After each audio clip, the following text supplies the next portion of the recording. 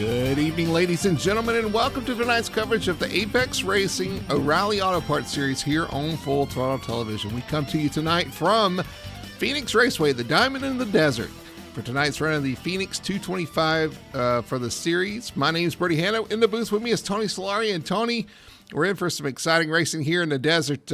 This very unique, but very challenging, but very exciting, and it puts on a great show, this Phoenix Raceway here. Yeah. This is one of those tracks. So, I'm going to confess right away. I always get 1 and 2 and 3 and 4 mixed up ever since they moved the front stretch over to the opposite side. And I know it's been how many years now, but I still get it wrong. So I'm just going to throw that out right now. But they're going to be dog legging and cutting the corner a little bit and just trying to make some time here. This is a great little track, though. 2 ends, completely different raceway. Like you say, we're in the desert, so it's a little hot here as well, and it always makes for a fun race. I really like this place. It is. It's a fun race. You can kind of move around this track. Very flat track, but a fun little track. I don't know if they classify as a short track, but there's surely sometimes races like a short track. You get in the corners and kind of slide up. You'll see some slide jobs tonight, I'm sure. And these cars are going to be all over the track, especially the O'Reilly car. So look forward to it. Let's look at our track description here. See what we're talking about here. At the start-finish line, that red line there is the start-finish line. They're going to be cutting that one corner. I don't know if we'll see many guys actually running that corner on the dog leg there, kind of cutting the corner there, coming the short way around into turn 1 and 2, the new 1 and 2, that is the old 3 and 4 that Tony will probably mess up, and I may at one point as well. Then down the backstretch where the start-finish line used to be into 3 and 4, and that's a unique corner too, Tony, because it kind of shortens up at the end. It's not a full, 180 degree turn. So it's kind of a short corner, and you kind of see some guys run to some different lines through there as well. Well, yeah, and it's flat and this and that, and it, it just kind of makes for a good run. And like I said, I enjoy this place. 4 is usually what always trips me up, and that's where you usually see a lot of guys running high and wide, or some guys try to clip that 3 apron real close and try to get around there. But it's challenging, but it's a quick little track and gives you a little bit of everything here. Yeah, we're only on race 3 of the schedule. As you see the schedule on your screen there, we're at Phoenix. We got Vegas next week. We got Darlington coming up, another road course at Sonoma. Then we head to Bristol. Can't wait for that one. Kansas is going to be a great race. A lot of great races coming up. And of course, Atlanta after that. That's going to be a lot of fun. There's some fun tracks coming up. We got one tonight, and can't wait to get deeper into the season and kind of see who shows up as far as points goes. Yeah, no, so far so good. We got 2 races in. This obviously, the third race. Last week we ended off the way we were going left and right, and now we're actually kind of on an oval, but it's not your traditional oval. Obviously, like I said, with the dog leg and this and that. I'm curious to see how these cars are going to even handle in the dog leg. You and I, we don't run these O'Reilly cars, so I know in the Cup car, which we also don't run, it gets a little twitchy. I do run the trucks, and it gets a little twitchy down going in there, but maybe O'Reilly will handle these transitions pretty good, because I know it's a little rough getting into that dog leg. Yeah, the dog leg can be rough. 1 and 2 can be challenging too. The angle of approach, if you cut the dog leg, that kind of changes some things. You'll see some guys probably run up the track a little bit, but there's plenty of lane changes, plenty of lanes to use, I guess, in 1 and 2. 3 and 4 is kind of more of a single file kind of. There's one particular way you want to run through there. They'll try to get it sorted out before they get to 3 down the backstretch. Just a lot of fun things to watch for. And of course, you got the pit road that is kind of unique here as well when you enter. Before you even exit turn 2 there. So it's going to be a lot of fun for sure. Looks like qualifying's over. We're going to throw it over to our starting lineup for the Phoenix 225 for the Apex Racing O'Reilly Auto Parts Series here on Full Throttle Television. And starting on pole tonight, he finished second last week to his teammate. He's going to better him tonight. Mike Rhino going to take the pole in that number 34 Ford on the outside of the front rows. The other Mike that won last week from COTA, the 75 Mike Alexander. It's an all Ford front row for that team. Starting in third place, the number 88, that is Michael Alesich. Was not able to attend last week, but he is in action tonight and strong towards the top of the field. He's going to be joined by the 42 of CJ Gates on the front row in fourth. Fifth position going to go to Kyle Cortez in the number 8 car. And starting beside him is the number 33. That is Matthew LaRiviere. 7th spot going to go to the number 22. That is Jordan Johnson. Being joined on the road there in 8th position is the number 9 car. That is Cody Pearson, his Chevrolet. 9th spot going to the 17 of Chris Alexander, and Matthew Ruddick will round out the top 10 in his number 7 Chevrolet. 11th spot for the 4 of Dalton Zaprina, and rounding out your top 12, the 51, that is J.R. Hudson. All right, starting 13th, we have Thaddeus Friel Jr. in car 98. Then we have Randy Waugh in car 32, starting 14th. Ryan Floyd in car 84, starting 15th. Ian Perkins in car 95, starting 16th. Brad Lane in car 3, starting 17th. Troy Sand, car 48, in 18th spot. Then we have Corey Clark in 19th spot in car 97. Matthew Beatson in car 14, starting 20th. Landon Rainey, car 24, in the 21st spot. Zach Sikowski in 22nd spot in car number 69. Then we have Brandon Valentine in the 11 car, starting 23rd. Chris Everett in the 99 car, starting 24th. Robert Brown starting 25th, 25th, start in the car number 21. Then we have Blaze Jacobs in car 16, rounding out the field in spot 26. Starting lineup tonight for the Phoenix 225. We're going to do 150, is it 150 laps? 140 laps. I was looking right at it. I don't know why I said it. 140 laps, 225 kilometers. Our stage breaks are at lap 42 and 84. So we'll see that tonight. But the pace car is already pulled off, Tony. We're getting ready for a restart. Mike Rhino bringing them down. Mike Alexander in second as they come through 3 and 4 into the restart zone. Green flag flies, and away we go here at Phoenix. And it's a 1-2-3 Mike start. And they're off. Boy, you see all the different lines they run coming into turn 1. Rhino going to take the lead, though, in one over Alexander and Alexic. Yeah, I didn't see anybody really fan out into the dog leg there. So I almost wonder if they have a rule where you're not allowed to be doing that on lap 1 there. Some leagues don't actually allow you to run down there whatsoever. I like to stay away from there, to be honest. But, yeah, we'll see what these guys end up doing. But, nope, yep, they're going down. They're allowed to go down there. Rhino leading lap 1. Alexander follows him down there. Alexic choosing to run the track through the dog leg, being a little conservative. And we have a first caution that's out already. Is that Randy Waugh involved with Chris Everett? Yeah. Waugh, his car is all torn up. I think he might have a blown engine there. Yeah, I'm trying to see what actually happened to Chris Everett there. He spun, but he had a little help there. There is some replay. See what happened here. Coming through the dog leg. Oh, he's half on the, oh no, he gets loose. He's half on the, and actually there's a wreck behind him as well. He's half on the track and half on the apron, and I think just de-wedges the car and he goes around on exit. Okay, so yeah, Chris Everett wasn't actually part of it.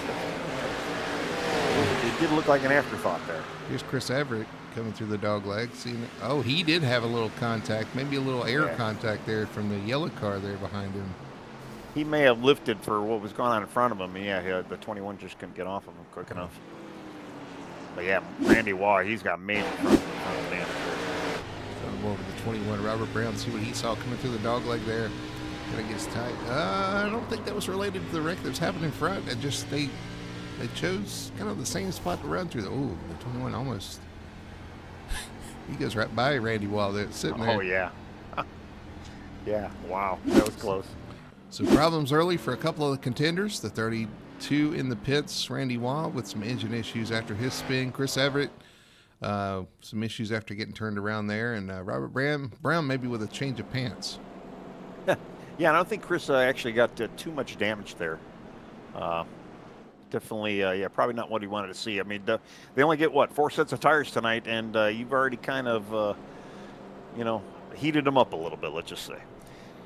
Get them nice and warm. And, Everett back out, but Randy Waugh still sitting on pit road, so he's got some major. His left front was completely locked up after that hit there. He probably did not actually get engine expiring damage, but definitely the left front was pretty much tore up. We'll see if he comes back out again. That's going to be probably an easy 8-minute repair, if that. All right, I think we're going to see the one to go this time by. So we're going to get double file. Yes, we are. So we're going to get double file and get restarted here. with Alexander chasing Mike Rhino early on. Alexis, Gates, and Cortez, your top 5. Yeah, kind of looking at the top 5. Yeah, they really haven't actually changed any positions whatsoever. The one guy already moving up, though, Dalton Zaprina and Thaddeus Friel. Both of them are up about 4 or 5 respectively. So, yeah, they're starting to make some moves here. There's Zaprina, 7th position. Thaddeus Friel, right there in 8th. Actually, 9th. Yeah. Oh, Thaddeus is up to 9th now. No, he's... No, is he 8th or 9th? I don't know. I can't tell. They're side by side there, but yeah. He's showing me an 8th. In the mix. Yeah, moving up. All right, we're going to get this restart. Rhino, Alexander. It's a Mike and Mike show again this week here on the front row. Just flip-flop them as they come to the restart zone. Get ready for the green flag. There it is. It flies, and we are racing here again at Phoenix. A little fender beating or bumper beating there on the start there. You got to go when the guy in front of you. Here comes Alexis, though. Wham. I thought he was going to try and shoot for second there. He's still not. Oh, we got a spinner in the back. Oh, and somebody bounced off the walls. Oh, against the wall he is. Oh, and they're still wrecking here on the back. Oh, we got a car flipping over. Oh, no. Somebody did a barrel roll back here in turn 1 and 2. It was Troy Sand, and he continues on. Does a barrel rope and a barrel roll and just drives off. That's pretty wild. Wow. Yeah, I'm trying to see. I think it started with the 15. He got a little loose. Or no, the 9. Go, no, it wasn't the 9. Well, pick one, and I'll highlight them whenever you get there. It's the 98 that actually got spun there. It's Thaddeus Friel. We were just talking about it. Yeah, we were just talking about it. All right, let's go back and look at a replay and see what happened here in 1 and 2. He got up. There was a car in front of him, got up the track, and it blinked. It caused all sorts of issues. Oh, yeah. Yeah, that was the 22. And actually, I don't think that was Troy that barrel rolled. It was the car in front of him. We're definitely going to look at that again and see if we can catch that barrel roll. Yeah, into the corner. There's the car in front of watching Troy here. He's going to pick his way through. He gets clipped with that as well. Yeah, Corey Clark, he was the barrel roller. Wow. But that's unreal. I can't believe the car flipped over like that. Somebody was right in front of Friel and had an issue going in the corner. Let's back it up there because that was Jordan Johnson in the 22. He was, he flashed and he was gone. Then he was back. Yep. Get into turn 1 and he's a little contact with the 98 there, right on this back bumper. And he's sitting there, and unfortunately, the pack just comes in there, and unfortunately, hey, you see. All right, now I'm sure everybody's wanting to check Corey Clark's POV out, and I am as well. So let's go back and look on that. Let's get on board with the 97 here. Let's ride into this accident here. Here we go. That's crazy. Slow and slow. Oh, we're good. No, we're not good. Barrel rolls over a car and just continues to drive on like nothing happened. And I hear he's done. He's out for the night. I think that damaged the car beyond. Yeah, it was a pretty good hit. That's insane. Yeah, they were all just trying to kind of get out of the way of Thaddeus, and the car was on behind him at that point. Kind of ran right into him. Yeah, Reddick runs into the back of him, but then he sees that was it Reddick, yeah. Yeah, 7, that's right. So problems early for some of the contenders. We were just talking about Thaddeus Friel. Yep, well, pace car's in, so we are going back. We are going to get a restart. We also want to send our condolences to Blaze Jacobs, who lost his grandmother. We wanted to do a silent lap 10 here tonight in memory of her. As we take the green flag, we'll start lap 10. Our thoughts and prayers go to him for losing his grandmother, Blaze Jacobs.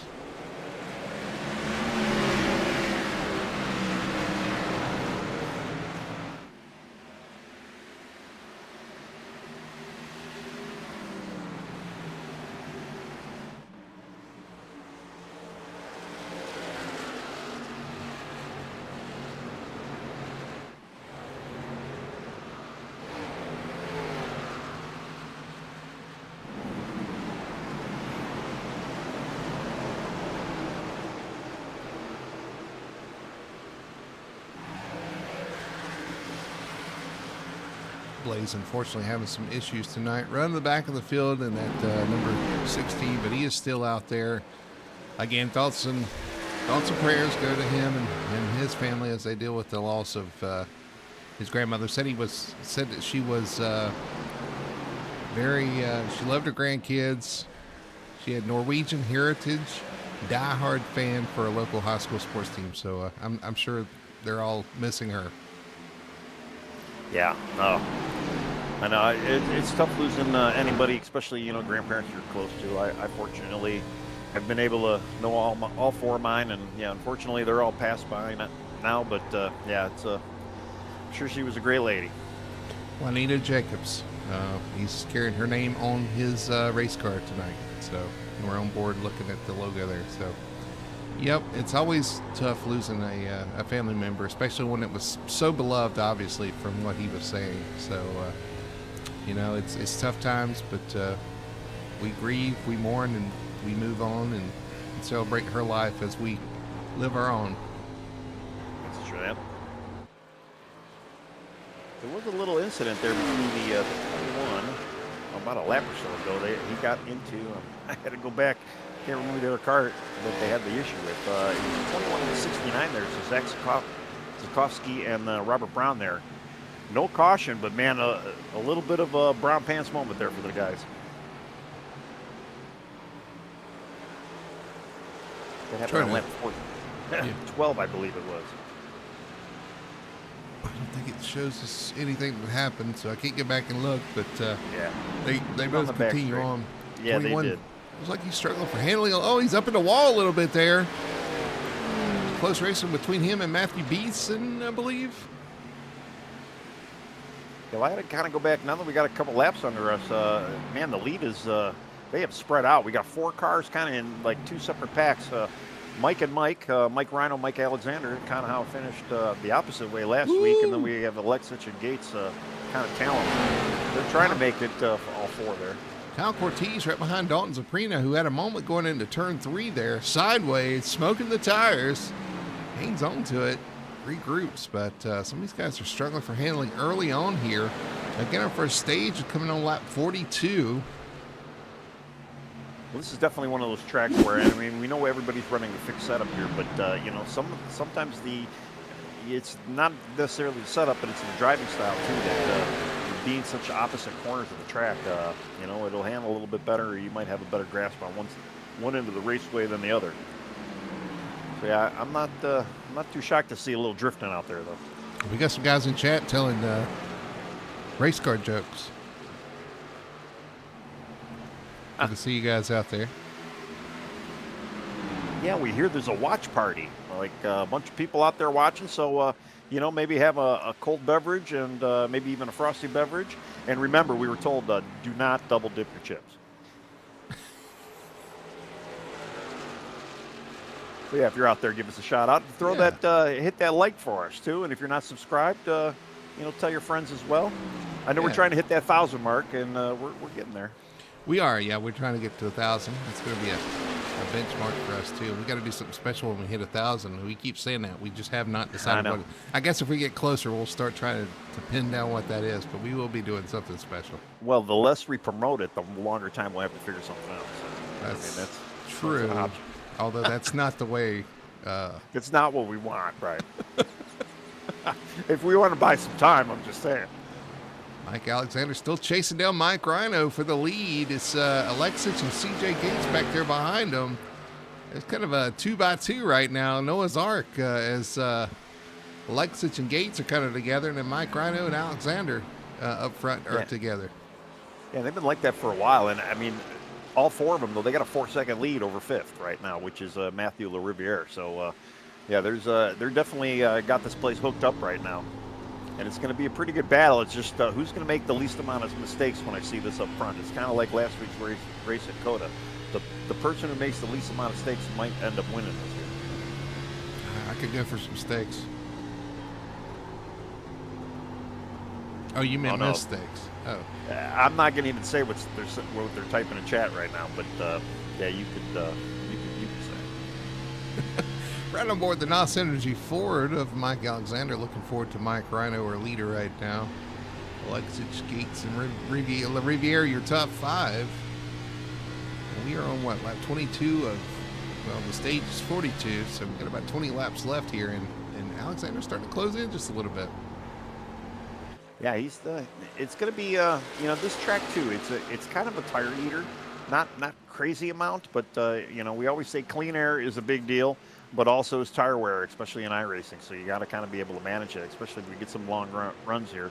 And yeah, so far so good. We've been on 12 laps, so we're going to probably start seeing some tire wear getting into effect here. I said I want to see the 17. There's the 17, Chris Alexander, in that the Tide Ride.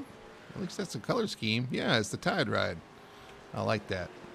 He's strong. Would you say that's a clean paint job? Yeah, it is very clean looking, for sure.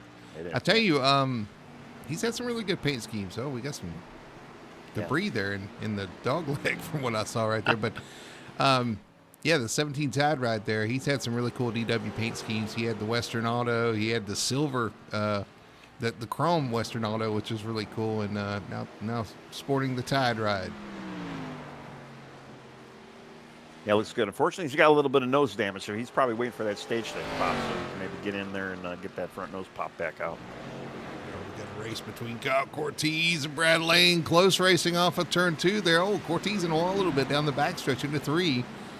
Trying to race, like I said, that's Brad Lane in front of him, who I think just made the pass. So Lane up in the 6th position, up 11 spots from where he started. Yeah, he's doing pretty good, too. Definitely. And actually, CJ Gates gets around Alexich for 3rd. So we got CJ breaking up the Mike show right now up in the top 3. We definitely got some guys in chat cheering on Chris Alexander, saying they love Chris. Yeah. Love that scheme. And I do. That's one of the things I picked out early in the season. Is all the paint schemes sporting there in that 17 car. Oh, yeah. And it's just the beginning of the season, so yeah, I'm sure we're going to see quite a bit more out of that camp there. And if he's doing DW tributes, I'm looking forward to the Mountain Dew throwback. Oh yeah. As I'm sipping on a cold Mountain Dew myself. Ian Perkins under fire from J.R. Hudson. Perkins up 5 spots. Hudson right where he started. Up in front of him, though, the biggest mover so far tonight is that number 11 of Brandon Valentine. 14 spots into, he cracked the top 10 finally in 9th spot. So he's gained some positions for sure, maybe from a little carnage, maybe from a little strategy. But either way, going forward. Yeah, he's been definitely, he's pretty much towards the back end of the field here. Yeah, worked his way up to the top 10 already. And he's going, just going to look at lap times. He ran a 29, well, let's see, he's crossing the line right now. He just ran a 29.1 compared to our leader, who ran a 28.5. So a little bit off the pace of the leader right now, but he's still moving along here. Checking in on our leaders, just starting to run in some lap traffic. Rhino having to go to the inside, that is Chris Alexander in the Tide Ride going a lap down there. Yeah. Alexander there in 2nd. CJ Gates has kind of pulled away a little bit from Alexich. Yeah, he's actually starting to kind of run down our leaders right now, too. So, unfortunately, 17's going a lap down. That front nose has got to probably be hurting the downforce on that car. So, he's hopefully hoping to get the, not only get the lucky dog, but maybe get that thing fixed up. He's currently in the lucky dog spot. Yeah, he is. The next car to go lap down is actually Friel just took that away from him. So Friel now in the lucky dog. Next car to go lap down is Matthew Beatson in the 14 machine, and you can see it off the front of our leader here. Rhino led every lap so far here tonight. Strong run, trying to rebound from a second, if you call it a rebound, the second place finish last week at COTA to his teammate Alexander, who's running second. So maybe they're just swapping out and saying, okay, I won last week, you win this week. Well, yeah, maybe. I mean, they are both Canadian. At least they got Canadian flags in their bios. So yeah, maybe they might be working together. Flip-flopping the top spot there. Well, they are teammates, so I'd expect them to work together. Well, we've seen teammates not work together though too. Yeah. As us being teammates, I mean, yeah, it's may have happened once or twice.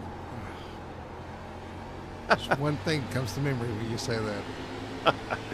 It's always a plate track because I'm not good anywhere else. So yeah. That's no, I was thinking Las Vegas, but yeah, I'm pretty sure you know what I mean. Well, yeah. Well, there's that too. Yeah.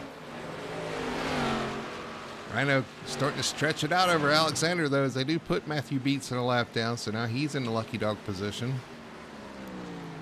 And CJ Gates trying to close in, but they kind of spaced out as well. 33 laps in the books. Again, our stage at lap 42, 9 laps away. Yeah, I'll tell you, the top three, they've separated quite a bit from each other right now. I mean, we've got almost 2 seconds from 2 to 3, and 1 second from 1 to 2 right now. We got Blaze Jacobs slow on the track. If he lost an engine or what, he's actually come to a stop here on the apron in 1 and 2. Stop. Yeah. He's trying to get it rolling. Yeah, it looks like he's having a hard. Yeah, I wonder if he had maybe a computer issue. I know some guys that run VR have sometimes you get a little VR glitch. I have VR.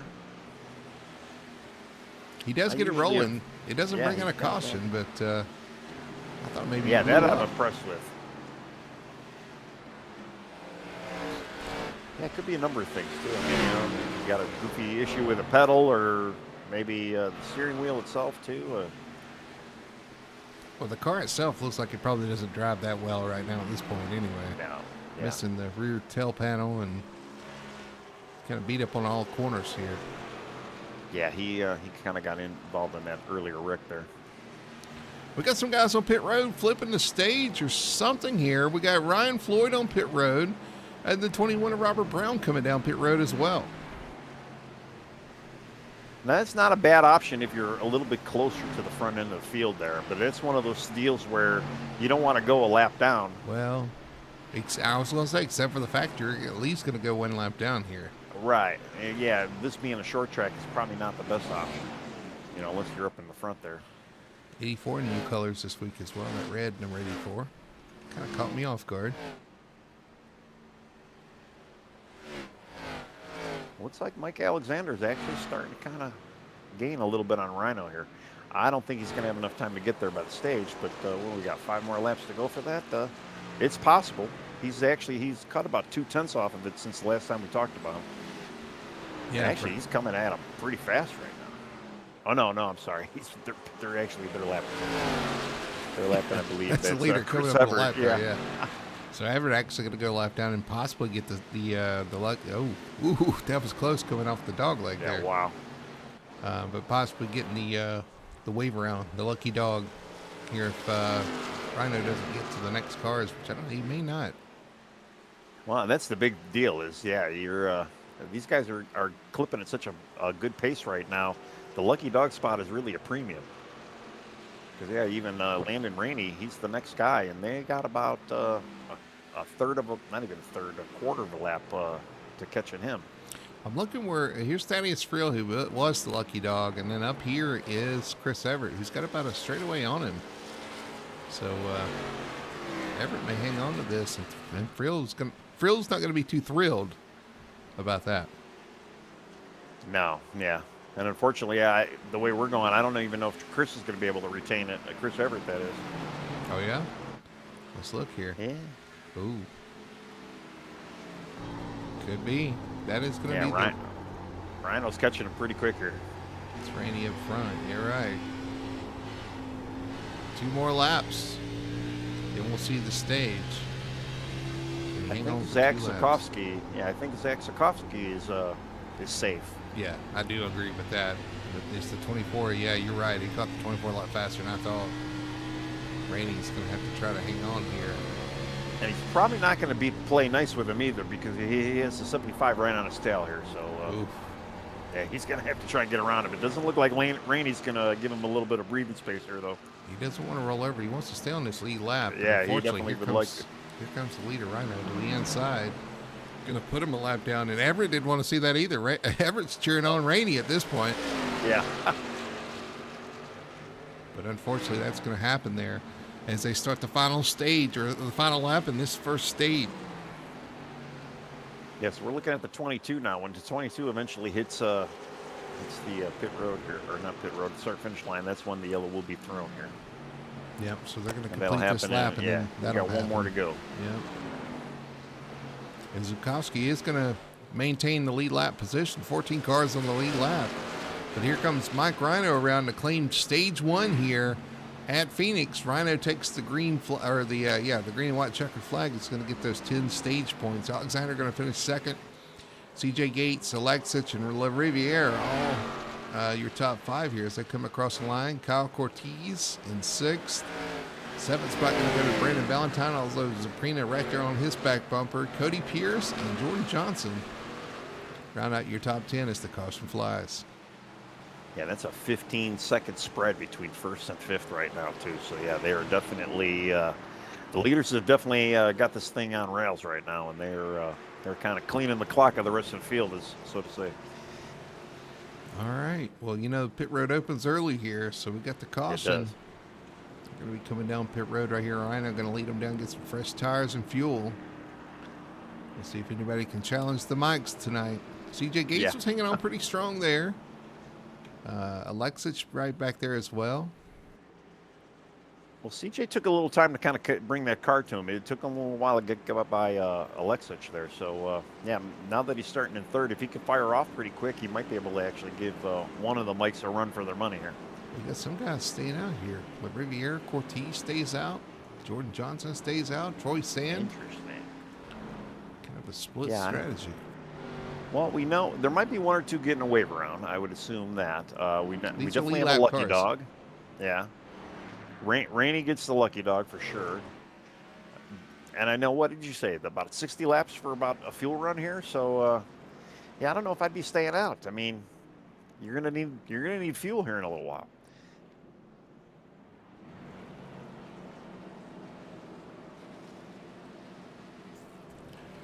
All right. Well.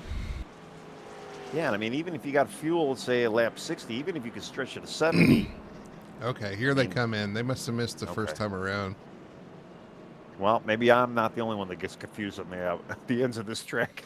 Well, I know that pit road's kind of funky here sometimes, so I wonder if it was closed for some of these guys. Yeah. Although, we'll say Jordan Johnson stays out again. Ian Perkins is still out there, so we do have some guys staying out. Interesting. Well, I mean, we've always said, too, a little different strategy is not always a bad thing. Sometimes it can work out in your advantage. Got to do something different if you want to try to play, I guess, right? Yeah, but I also wonder, too, I think those guys came down. If they came down the second time and it was open the first time, they're going to get an EOL penalty. Maybe some of these guys decided they didn't want that. Yeah. I don't know. So let's see. Here we got somebody. So it's Gates right there, 42, trying to find. Yeah, he's trying to get back into his spot here. There is some chatter on the radio about the pits being closed and this and that, but pace car's in. Well, RG Bargy there on the front row between Ian and Jordan Johnson. Jordan having some connection issues, flashing in and out there. We got guys trying to get lined up back here as well. Yeah, it looks like they have extended the caution here. Okay, so we're going to get an extension here, trying to get everybody lined up. Yeah, everybody's trying to figure it out here. Yeah, like I said, I knew kind of coming in that the pit road. Sometimes it's a little, I don't know, it's a little weird when the caution comes out. It seems like it opens early and then it throws people off.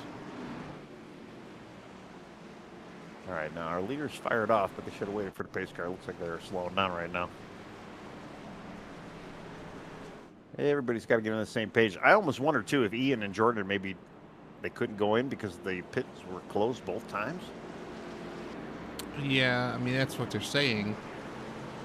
I don't know. It was, like I said. Well, they're still out there. They're going to stay out there. Pace car is off this time. We're going to get a restart with Jordan Johnson. The Flash right there in front of you on the front row.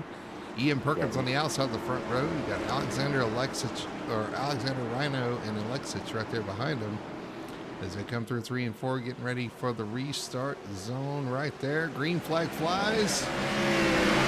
You think he fired off? Yeah, he did. He took off. Jordan Johnson out front. He went so fast he disappeared. 3 wide for third into turn 1.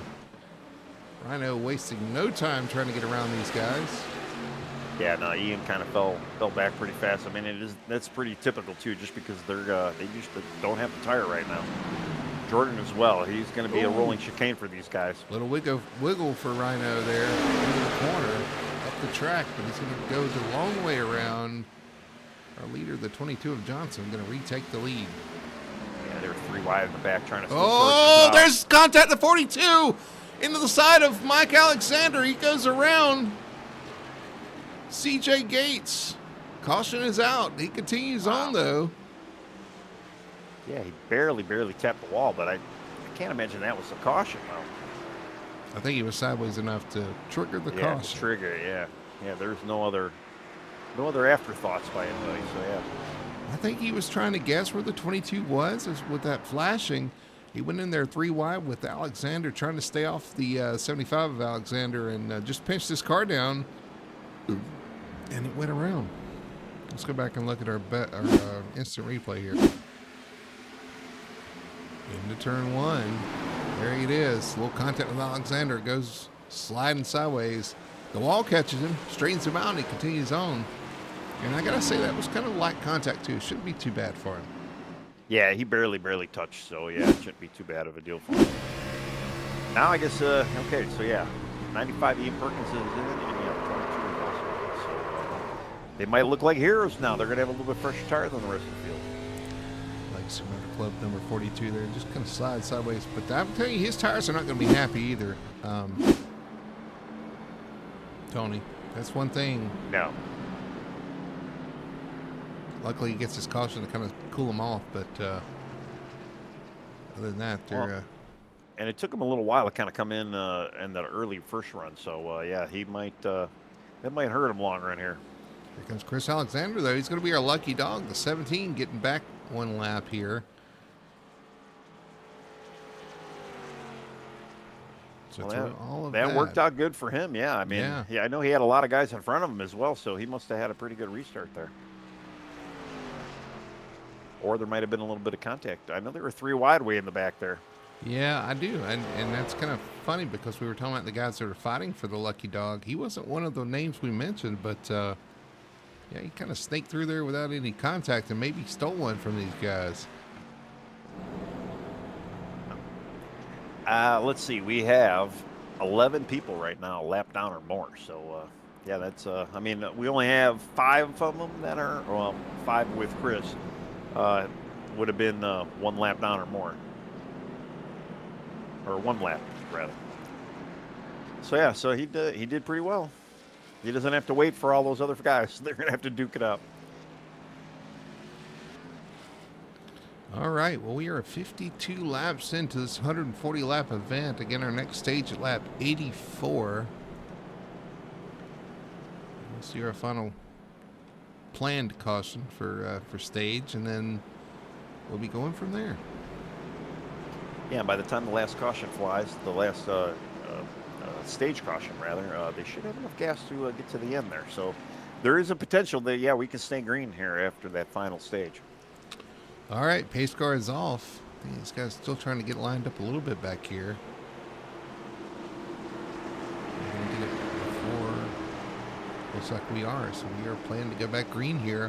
Mike Rhino, Mike Alexander, your front row once again. Zukovsky right there with Alexich in row 2. Green flag flies. Alexich launches with the leaders really well. He's going to be in the fight here as they head into turn 1. Yeah, they're 3 wide. Going for that lead big right wreck back there behind him. Lot of contact, a big hit. Huge. For Dalton Zaprina. Who is that back there with him? Cody Pearson, the 9. Big hit for both of those guys. Huge hit there in the dog leg. As the caution flies once again, caution number 5 out. Now we're going to have to extract some drivers, I believe, after that one. Yeah, that was the 4 and 9 actually make the initial contact. Oh, man. All right, let's go back and look at our replay here and see if we can see what triggered a huge hit down here in the dog leg. It looked like the only aftermath was the 14 kind of getting involved in that. And he kind of glitched through him, so I don't even know what kind of damage he might even have. Oh, man. Oh, yeah, and he did. He drove through the middle of them, too. So that's the third car involved. You said the 14? Yeah. Beatson, yeah. Yeah, Beatson, yeah. Like I say, it threw the car off, but definitely didn't get the major damage he probably would have gotten if he didn't glitch. He did get some damage. Looks like one car just decided they were going to go through the dog leg, and I think the car on top, I think it was Zabrina, thought that the 9 was going to go down the apron. He just chose not to, and well, they went for the same lane there. That is one of the these things, especially as a driver going through the dog leg, especially on these restarts. Yeah, you don't know when somebody's inside of you where exactly they're going to be on the track. They do have the option to go real low, but some guys don't like going down that low. They like to actually stay on the track instead of going in that dog leg, and you could just kind of misjudge that, and that's kind of what we saw there. But man, what a huge hit by the two of them. Let's try to board with both of them. First, the 9 of Cody Pierce. He chooses to go through the dog leg, and there's contact there, shoots him down the track, and just kind of rebounds up the track, gets loose, and shoots up the track right in front of Zabrina there. It's the pit boss is not looking too well there. Yeah, they're both towed. So we'll have to see if they're even going to be coming back in. But that's two more out of the lead lap cars here. But we do get one guy coming back. I believe it's not going to be Matthew Beatson. It might be Troy Sand that gets the lucky dog this time. Let's right on board with the 14. He did kind of go through all that, but where is he at? We're going green right now. Oh, no, we're not going green. They're too wide, though. Let's right on board with the 14 real quick. Matthew Beatson drives through this wreck here. You see it develop up there on the right. Oh, it shoots down in front of him. He kind of monster trucked some of them. Does get some pretty good damage, but you're right. That could be a lot worse if it wasn't for internet racing. Yeah. And actually, I think Landon Rainey actually did get the lucky dog that time around. Green flag. Mike Rhino leads him down the start into turn 1, leading Mike Alexander, and they're side by side for third between Michael Alexich and CJ Gates. Ooh, tight racing off the corner, a little contact. There goes the 42 into the inside wall. Yeah, they were definitely. Oh, and there goes Zukovsky into Valentine. Turns Valentine sideways in 3 and 4. Oh, he's trying to hang on to it. Hang on. But we do have a caution already. Caution is out. Yeah, it had to be for a Valentine just getting that sideways there. No other after effect, but man, he was hanging on to that for dear life. Wow. Good props to everybody else for staying off of him. That just snowballed from turn 1. The little contact off turn 2. And then Zukovsky, I think, kind of checked up for that and unfortunately kind of messed his entry up into 3. What we got going on here on the front stretch? Everybody trying to find where they're supposed to be running here. We'll go back and look at what transpired there to bring out this caution number 6. We're going to have to back it up because it happened. It started off turn 2 with some guys that weren't even the 42 and 88 close contact 3 times through the corner, and finally the 88 just nudges the 42 down the track. And unfortunately, it kind of bottles up Zukovsky, who checks up to miss that and gets into the 11. Brendan Valentine, who hangs on. I think he had a little contact with the 21, but other than that, does a pretty good job of hanging on there. Yeah, the nose got a little bit of clip from the 21 there, and I think he had a little bit of tail damage from the 51 there. Sideways, wow. Trying to hang on to it. Left, right. Finally just locks it down and gets it stopped. Well, if it was the next gen car, he would have never been able to save that. I'm just going to say that straight off the bat. He did a great job saving it right there. Not probably what he wanted to see, but at least he can race some more. It didn't kill it. Right on board with the 42 of CJ Gates after this restart.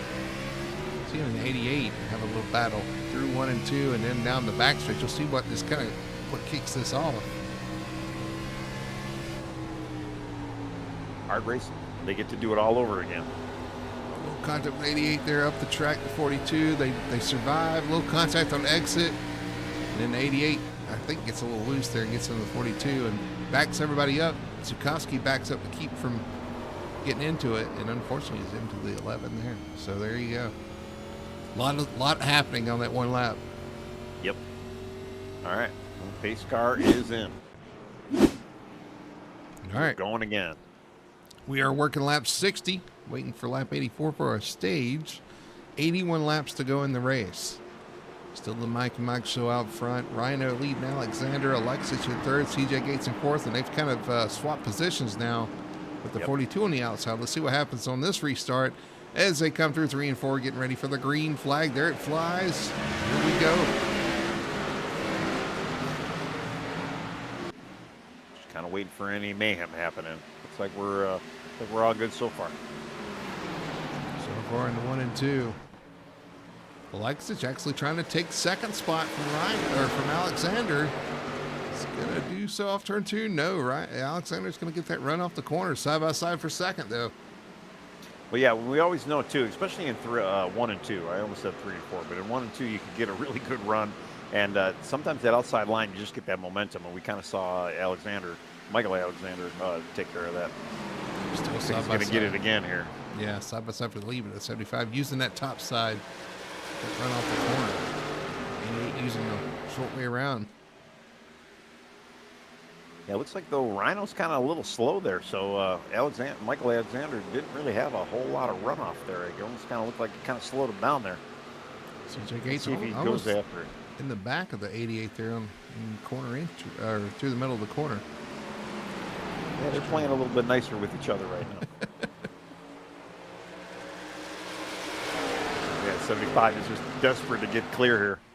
Looks like he's got it now. He's going to right there. Here comes the 42 though, looking underneath the 88 now.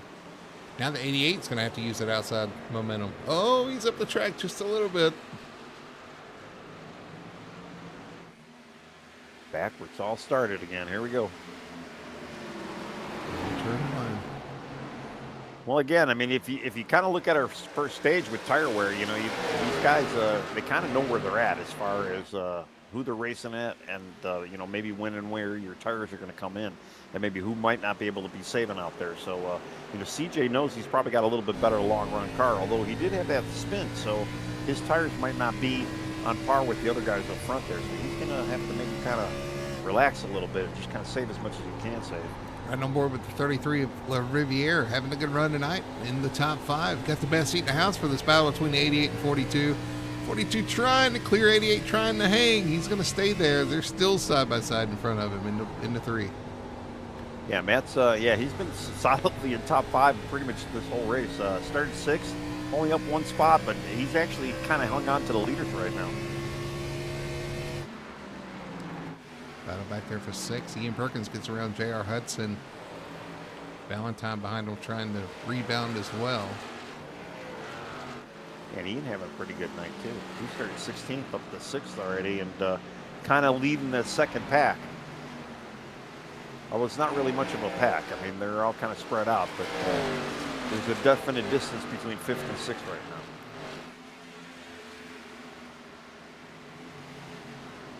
Kind of going through the back of the field, man, they are way spread out.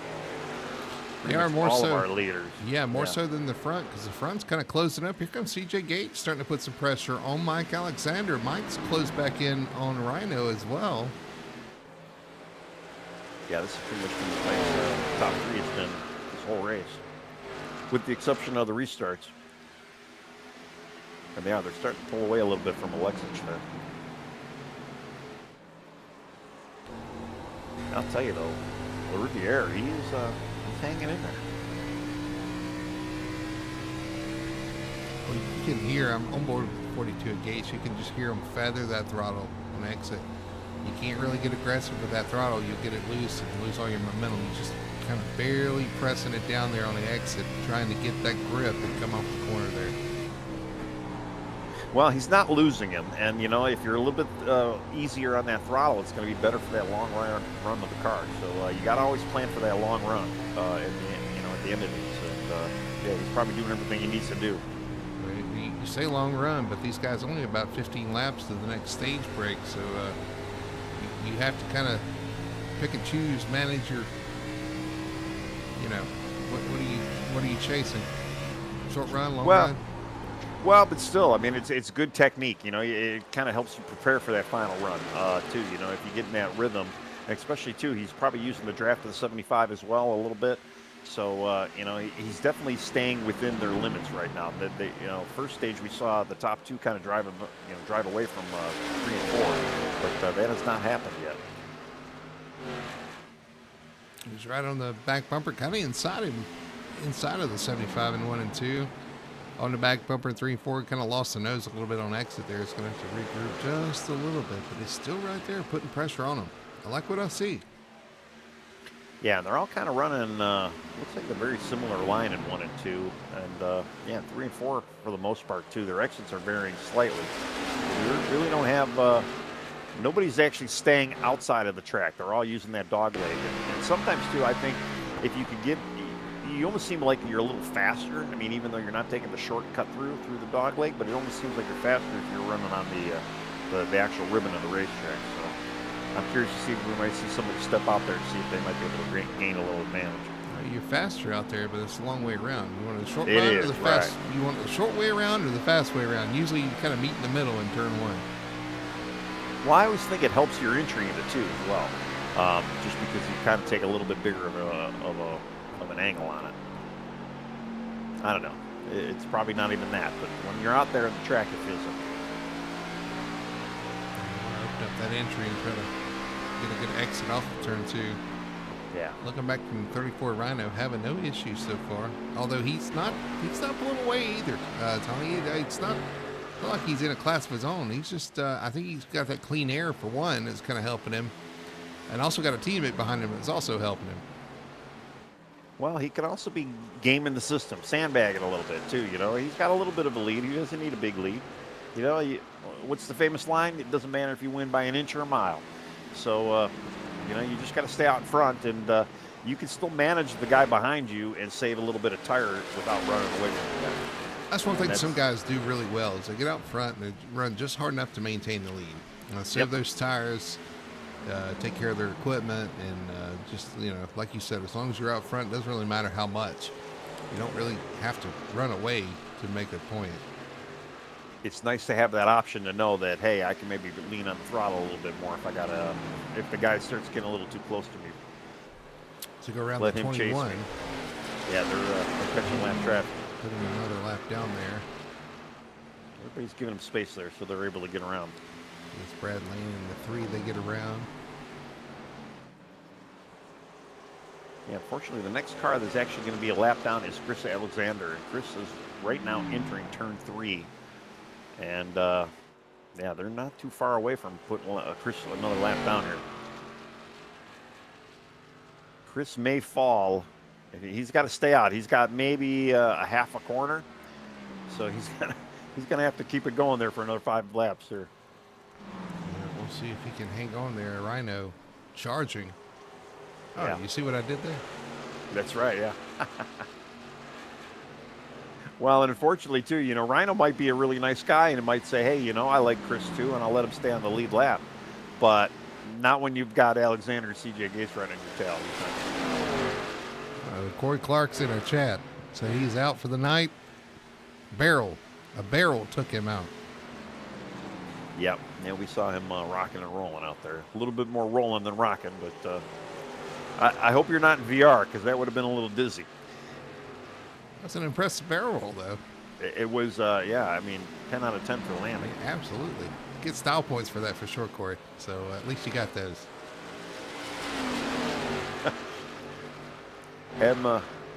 Critchlow says, we see what you did. Yeah, Brody's good like that.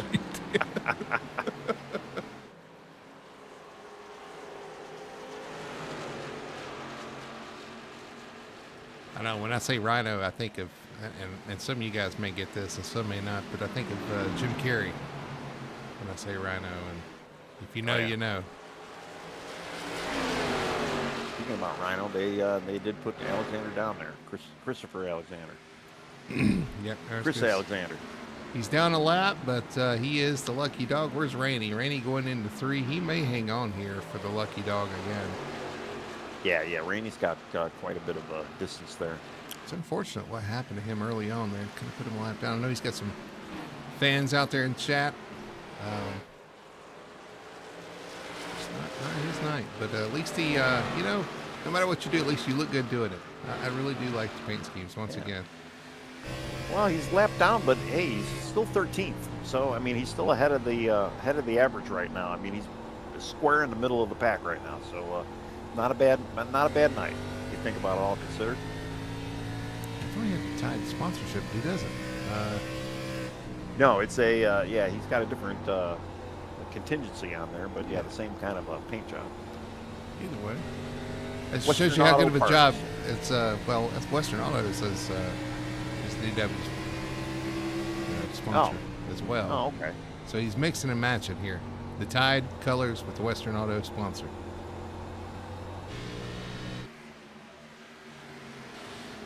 Very All right. clever.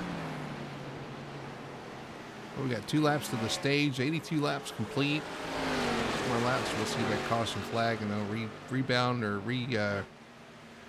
reorganize once again here as they go around another of the lap down cars. Yeah, that's Matthew beats him. Yeah, unfortunately, yeah. Robert Matthew Brown, slow in 1 and 2. He's going to get it going, though. Something happened to Brown there as the leaders are going to come around him and put him another lap down. I think he was trying to get in, but didn't close the stage, or I don't know. Maybe. Ooh. Close call there on the dog leg between the 21 and some of the other cars. Oh, 21 up in the wall. 14. Oh, some other cars in the wall. Yeah, fortunately, all those guys are, well, I was going to say, yeah, they're all lapped down, actually. So everybody hanging on. Rhino's going to come through 3 and 4. See that green and white checkered flag wins stage number 2. Sweeps the stages tonight. Mike Alexander in second. CJ Gates, Alexich, and La Riviere, your top 5. Waiting for 10th place, which is Thaddeus Frill. Good rebound for him. He is the 10th place position, going to get those last stage points. Coming through 3 and 4 when he hits the line. We'll see that caution. Some more pit stops here. And there it is. Yeah, Thaddeus had a great rebound. Yeah, he was lapped down a little while ago as well, so involved in a little incident. And he's still got a crumpled up rear end. And actually, yeah, he's missing his tail panel still as well. Mm-hmm. A little aerodynamic benefits from that, maybe. Sides messed up. The front nose got some messed up, but still in the top 10. I don't know about here, but some of the tracks you actually want to run without the tail panels a little bit faster.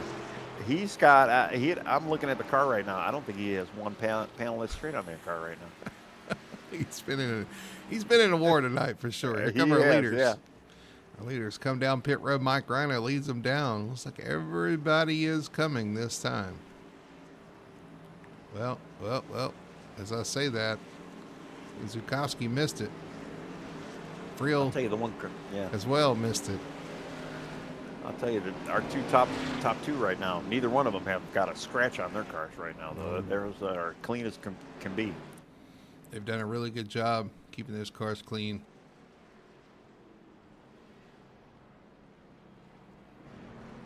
But the top 4 are in for sure.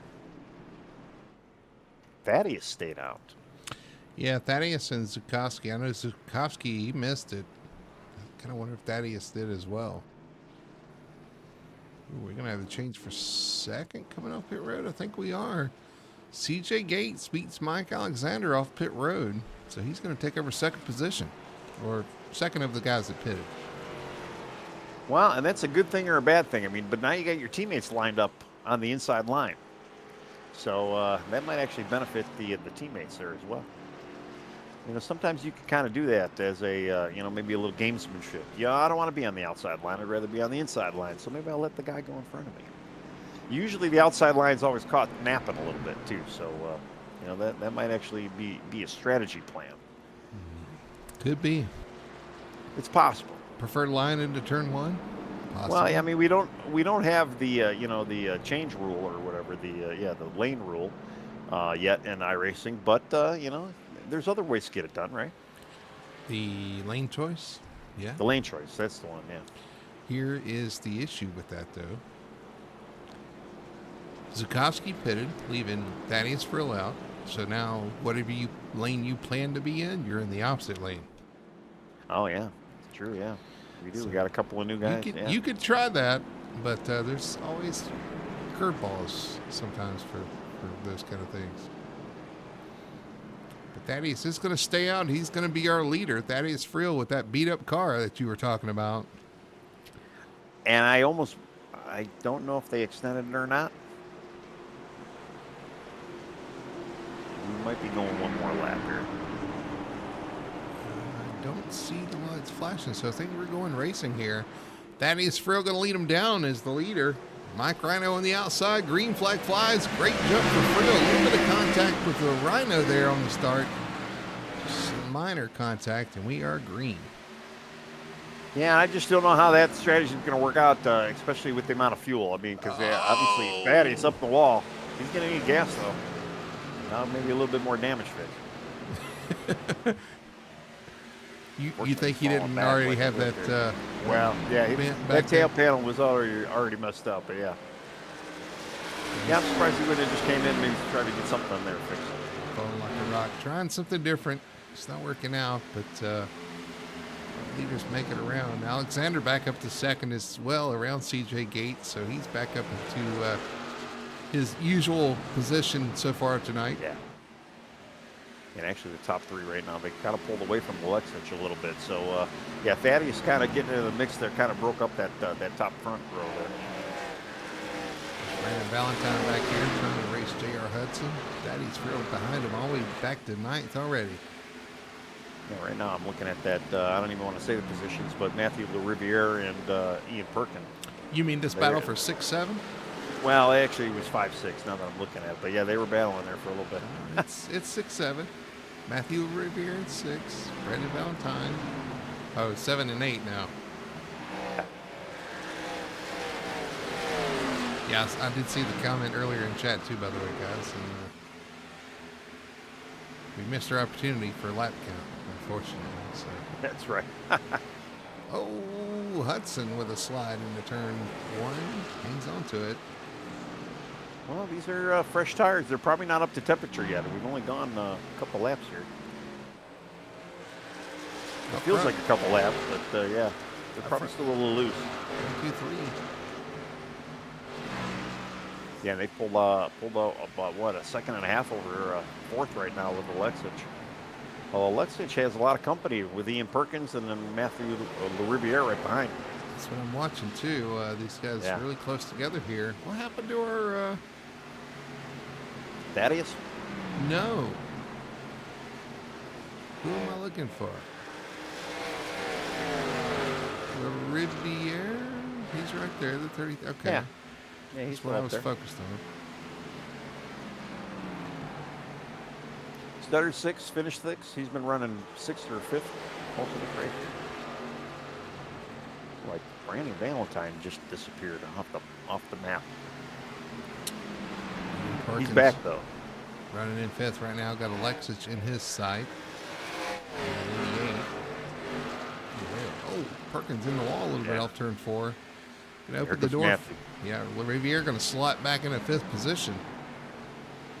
And set his sights on Alexich here in the 88.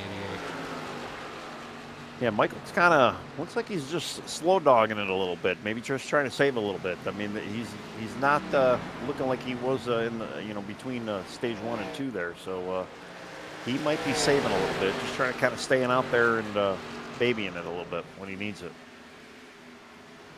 We only have 11 guys right now in the lead lap. Landon Rainey. We got Robert Brown wrecked on the backstretch with the 16. Blaze Jacobs, and now they're going to get a caution, but they are, all right, the 21 toes, the 16 gets rolling. Caution is out, the 8th caution of the night. Man. Well, Thaddeus is probably smiling. I'm sure he's going to go in and get some tires and fuel here. So I can see what happened between Robert Brown, Blaze Jacobs here through 1 and 2. 21 up the track. Kind of gets a little tight, tries to check up, and unfortunately Gets hit from behind there and is up against the wall. How did Jacobs get? Oh, there he is. He slides. He sees him late, hits the brakes, and slides around. Turn 2 once again. The 21 gets way high there, checks up, and unfortunately the 17, I think it is, gets in the back of him when he checks up in front of him, and Jacobs sees that late, slams on the brakes, and slides to the inside wall.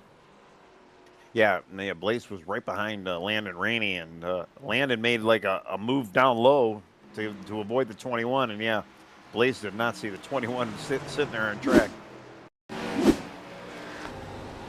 On board the 17 here, so the 21 gets up the track and checks up. He tries to check up for him too, and unfortunately just runs out of room.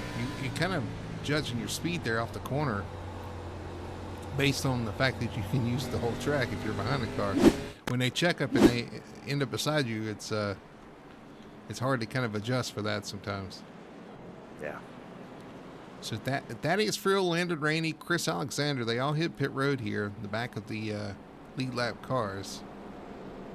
And I'm trying to figure out who's actually going to be the lucky dog this time around.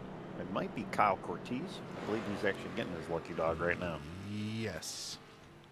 It is the 8 of Cortez. Okay, yeah. All right, Thaddeus Friel did go in. He's actually still in, getting some service. Rainey's going to have to get around Cortez. If Cortez is going to pit, looks like he's not going to, so just watching this. I know how meticulous iRacing is about that, so.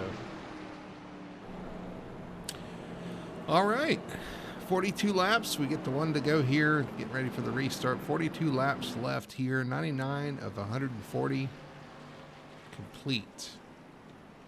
And these laps are clicking off pretty good, and we are in that window now where, again, these guys aren't going to have to pit for anything. So it's really just going to be a matter of you want to get out in front and maybe try to lead. If 75 wants to get around that 34 tonight, he's going to have to do it right pretty soon here. So you're not going to have to pit for fuel. Although, if you get a late caution, if you get a caution in another 20 laps and you've got some tires on pit road, with only 12 cars on the lead lap, I definitely would take a chance to come in and get those tires because you're going to go forward. We've seen all night that the tire fall-off is going to matter here. So it's going to be kind of fun to see if these guys have that opportunity and who takes that chance to try to make something happen here.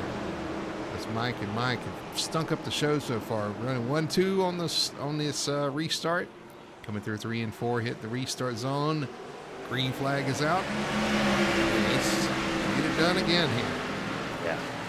Well, and kind of bouncing off what you said too. I mean, yeah, if with only 12 guys being on the lead lap, you can definitely go in, get some tires, and you're not going to be pushed to the back of the pack here. So you'll be able to restart maybe 12th and with some fresh tires, get moving.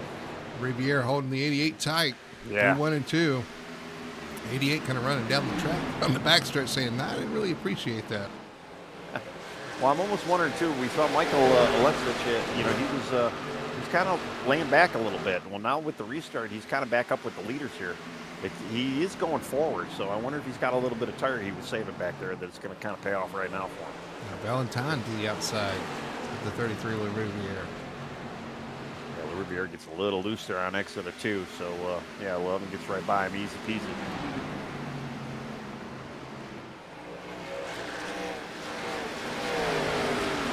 Watching everybody here right now. They're all kind of single file. We don't really have many battles going on. Again, it's just going to be the who's going to be able to have the tire here and stay green. Jared Hudson in the 8th position. 51. Landon Rainey side by side with Thaddeus Friel for 9th spot. Got to go back in the back of the field there. We got the 8 and 14 there battling a little bit, but I know they're both a few laps down. With the 8's on the lead lap. Oh yeah, Kyle is, but that's right.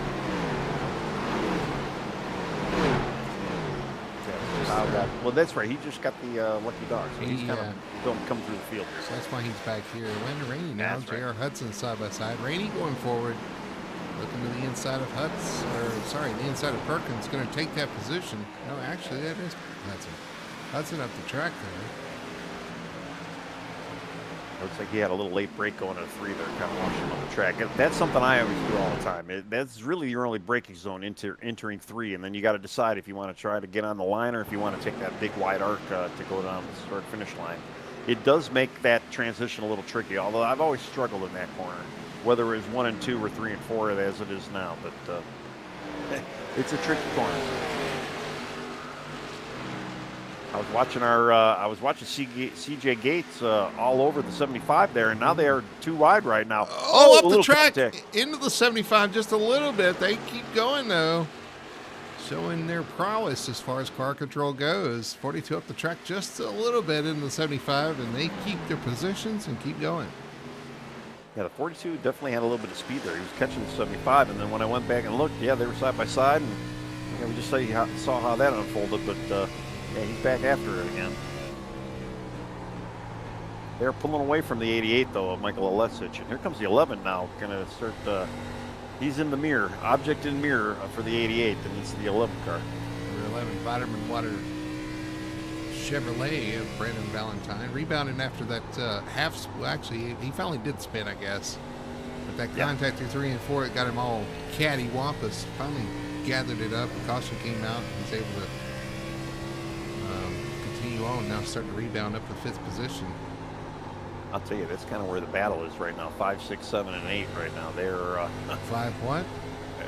Yeah, I said all the numbers as well, so it just wasn't the 2 numbers. I made sure to do that. Yeah, Riviera looking to the inside now. Brandon Valentine trying to take that 5th position back. I feel like the 33's been in 5th the whole night, or at least roundabout. He has, yeah, just about.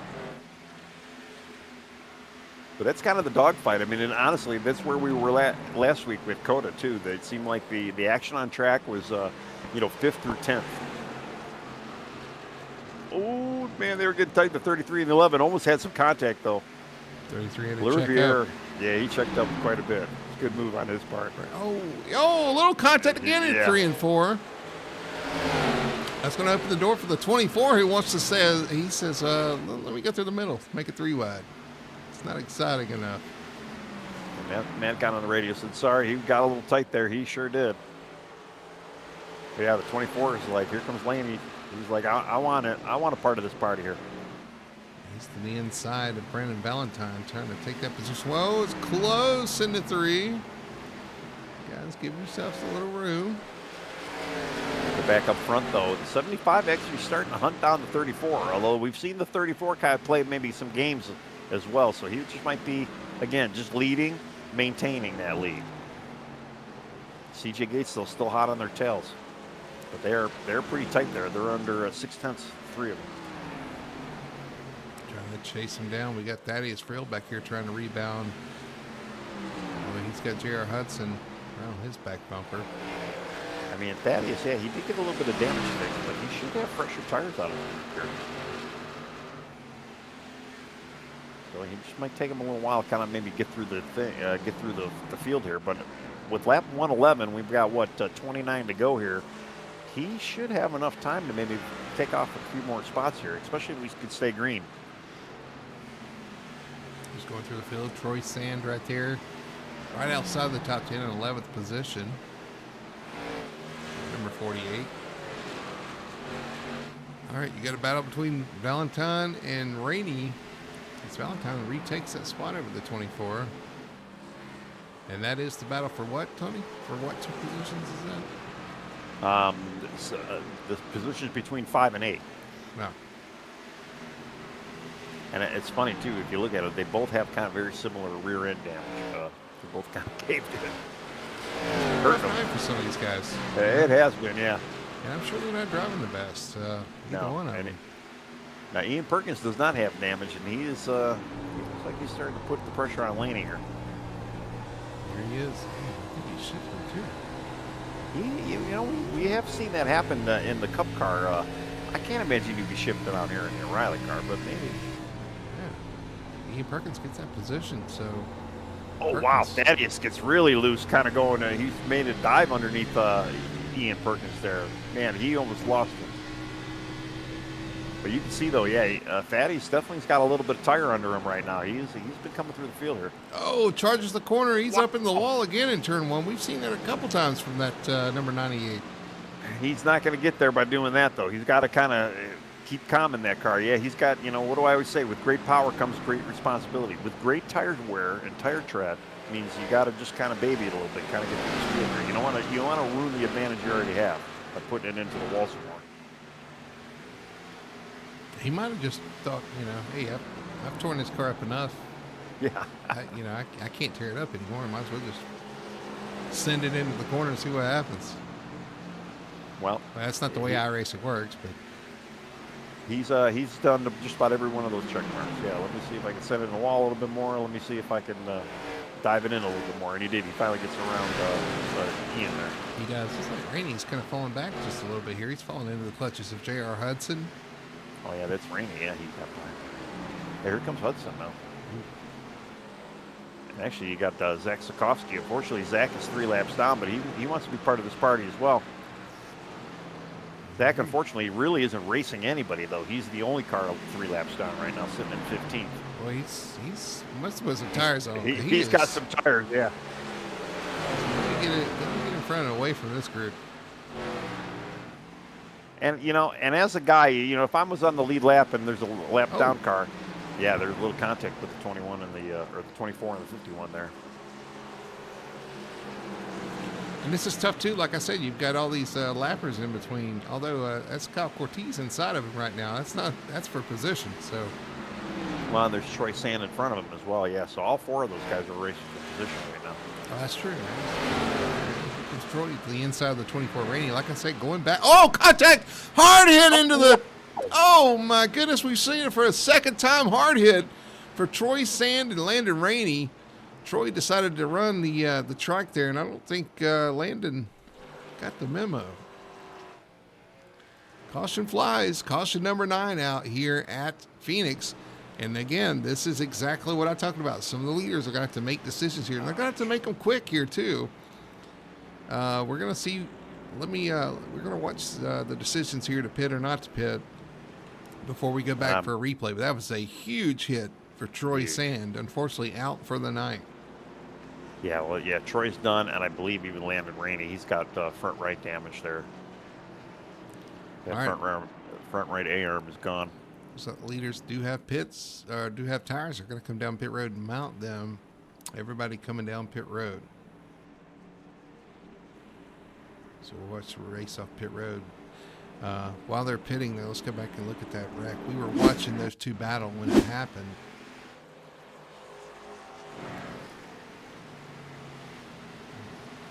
Get the right cars. Hey. Again, that's a big hit. Another miscommunication going into the dog leg there. Huge hit for both of those cars. Well, we kind of knew that. That's kind of what this track brings. I mean, that dog leg, too. I mean, yeah, you don't know if the guy underneath is going to, you don't know exactly where you're going to go. And you got to always assume that there's a possibility they might stay up on track. So you got to give them that space. We were just talking about Troy Sand having a good run.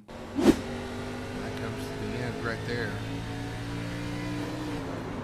Yes, it does, unfortunately. Boy, of all the tricky parts on this track, looks like the dog leg is the trickiest, and you wouldn't think that's the case.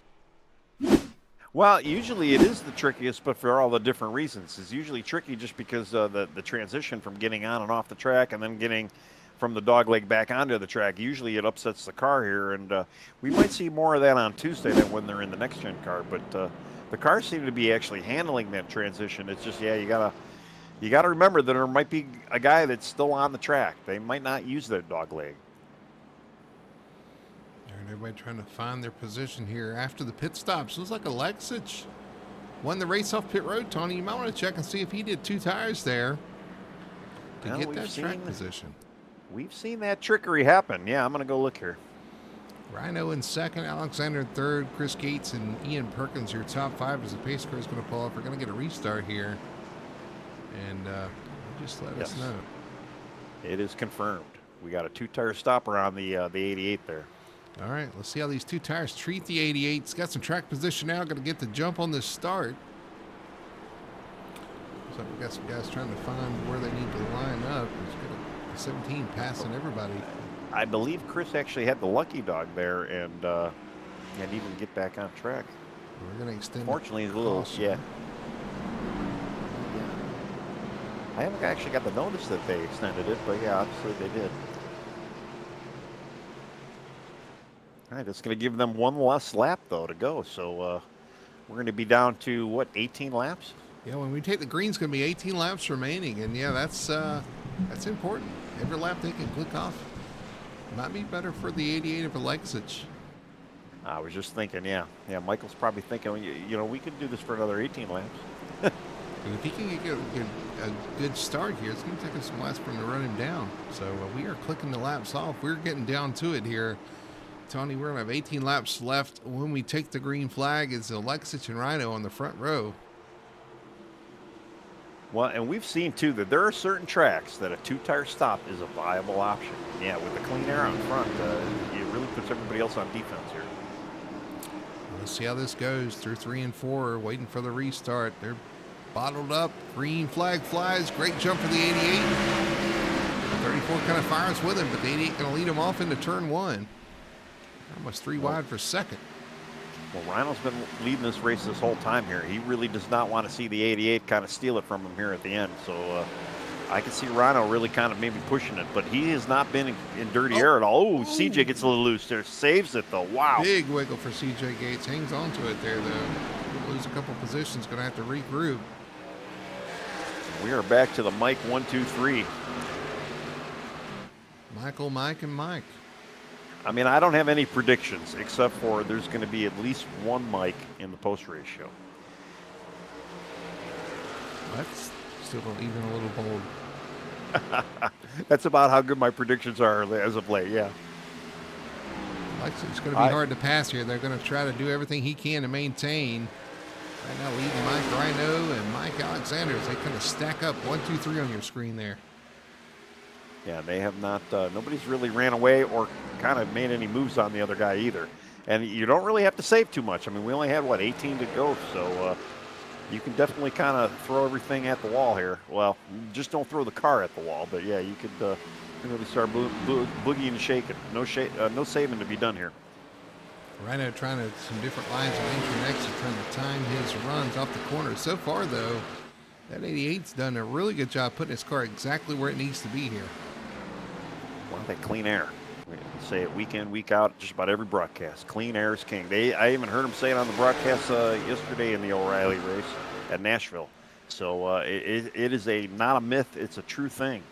That air on that front nose, especially untouched by any other car, it is a huge advantage out there. Yeah, it really is. It's like Rhino maybe a little bit quicker, but he's got to get position on the 88.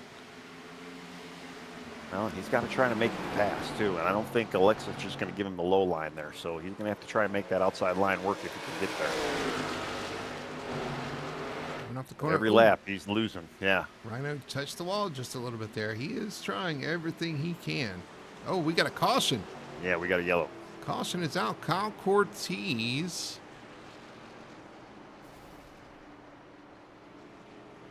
Man, he parked it. He towed immediately. Yeah, and it looks like Blaze Jacobs also involved. Oh, we got a 24 involved late right there. It's Landon Rainey tries to come through as Jacobs is trying to get his car turned around. So these cautions probably going to help Alexich a little bit here. Let's go back and look and see what happened to Jacobs and those guys here. It looks like Cobb made a little contact with J.R. Hudson.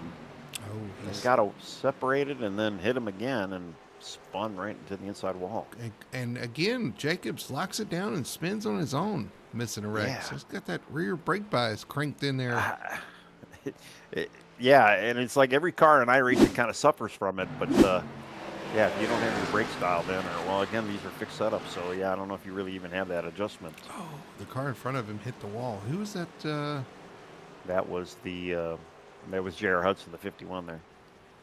bounces off the wall in front of him and unfortunately ends Kyle Cortez's ninth. Or Yeah. ninth. Sadly, yeah, he just got the lucky dog that last round. He was fortunately he is the only car right now 1 lap down. Probably done for the night. So I think maybe Matthew Beaton might actually get one of his laps back. He's 2 laps down. Got to with Blaze Jacobs through this as well. Sees the smoke up front, slows down. Yeah, he just again locks the rears and around he goes. It looks like just like the first time he did that. Yeah. He needs a bias controller. Maybe throw a little bit more bias to the front of that car there. Well, I know they do Oh, that to some kind guy- of try to save some tire on the right front, but Right. Yeah. Yeah. I mean, turn 1 is kind of a heavy brake zone, or turn 1. I'm not even getting the turn right. Turn 3 rather is a heavy brake zone. well, both of them can be. Well, But yeah, I usually definitely always turn kind of three. floated. I always kind of floated into turn 1 and kind of just ride that kind of carousel. It looks like. You ride a carousel? I gotta, Well, it's it's just a nice smooth round corner, flat corner. 1 and 2 there. I thought you was at the. The corner formerly known as 3 and 4. I thought you was at the carnival or something here. I don't, Yeah. All right, 11 laps. It's going to be 10 laps to go. 10-lap shootout, Tony, for this win here at Phoenix between these guys. You got Alexis out front with 2 tires. You got the 4 tires and the dominant car of Mike Rhino in second. You got CJ Gates in the mix with Mike Alexander.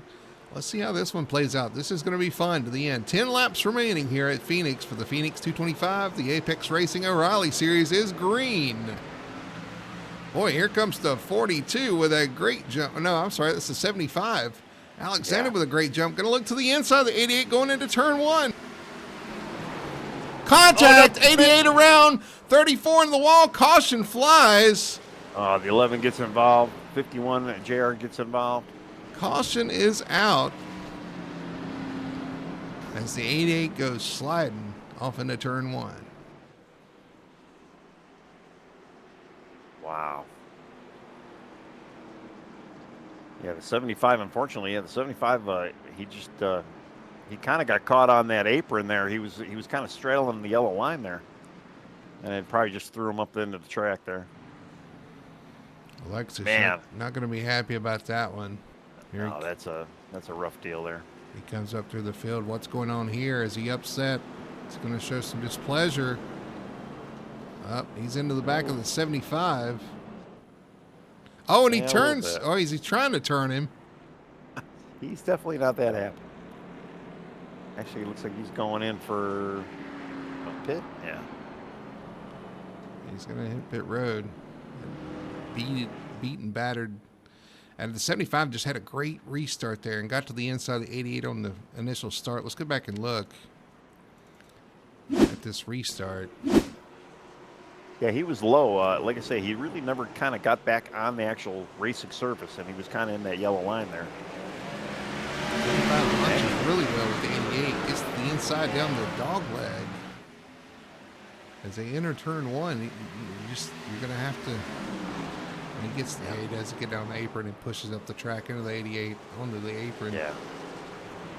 He was in a bad spot. Yeah, it looked like he just kind of screwed up the car there, getting that low on the track there.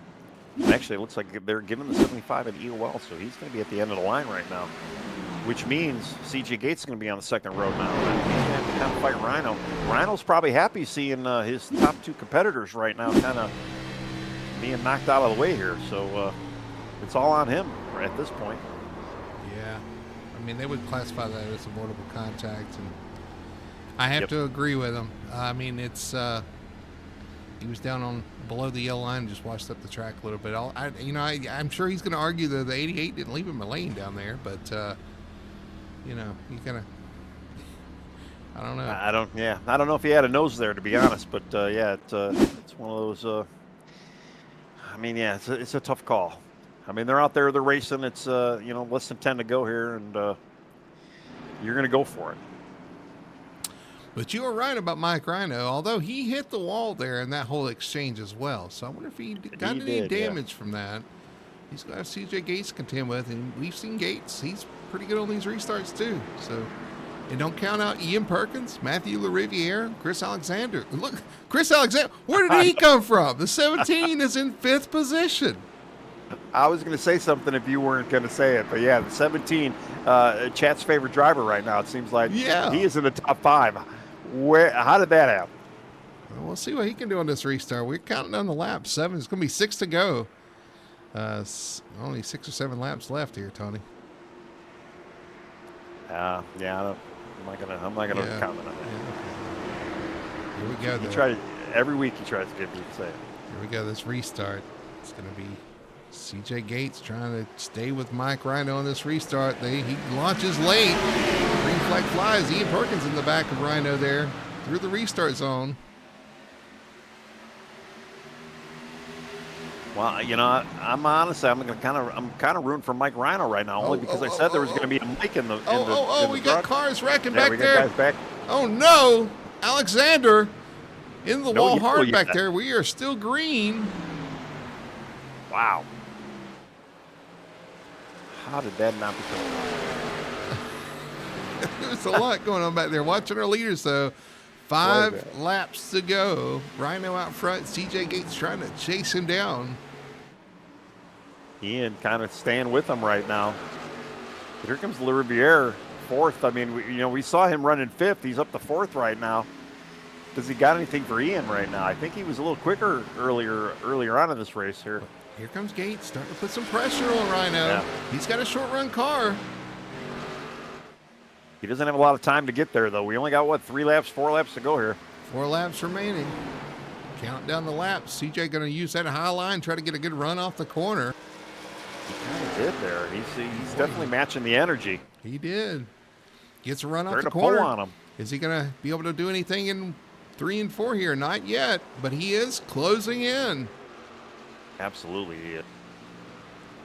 Getting a much better exit than Rhino. He really is. All kind of pressure on the back of Rhino. Looks to the outside in turn 1. Oh, he's there to the outside of Mike Rhino. Using that momentum right now. Can he clear him?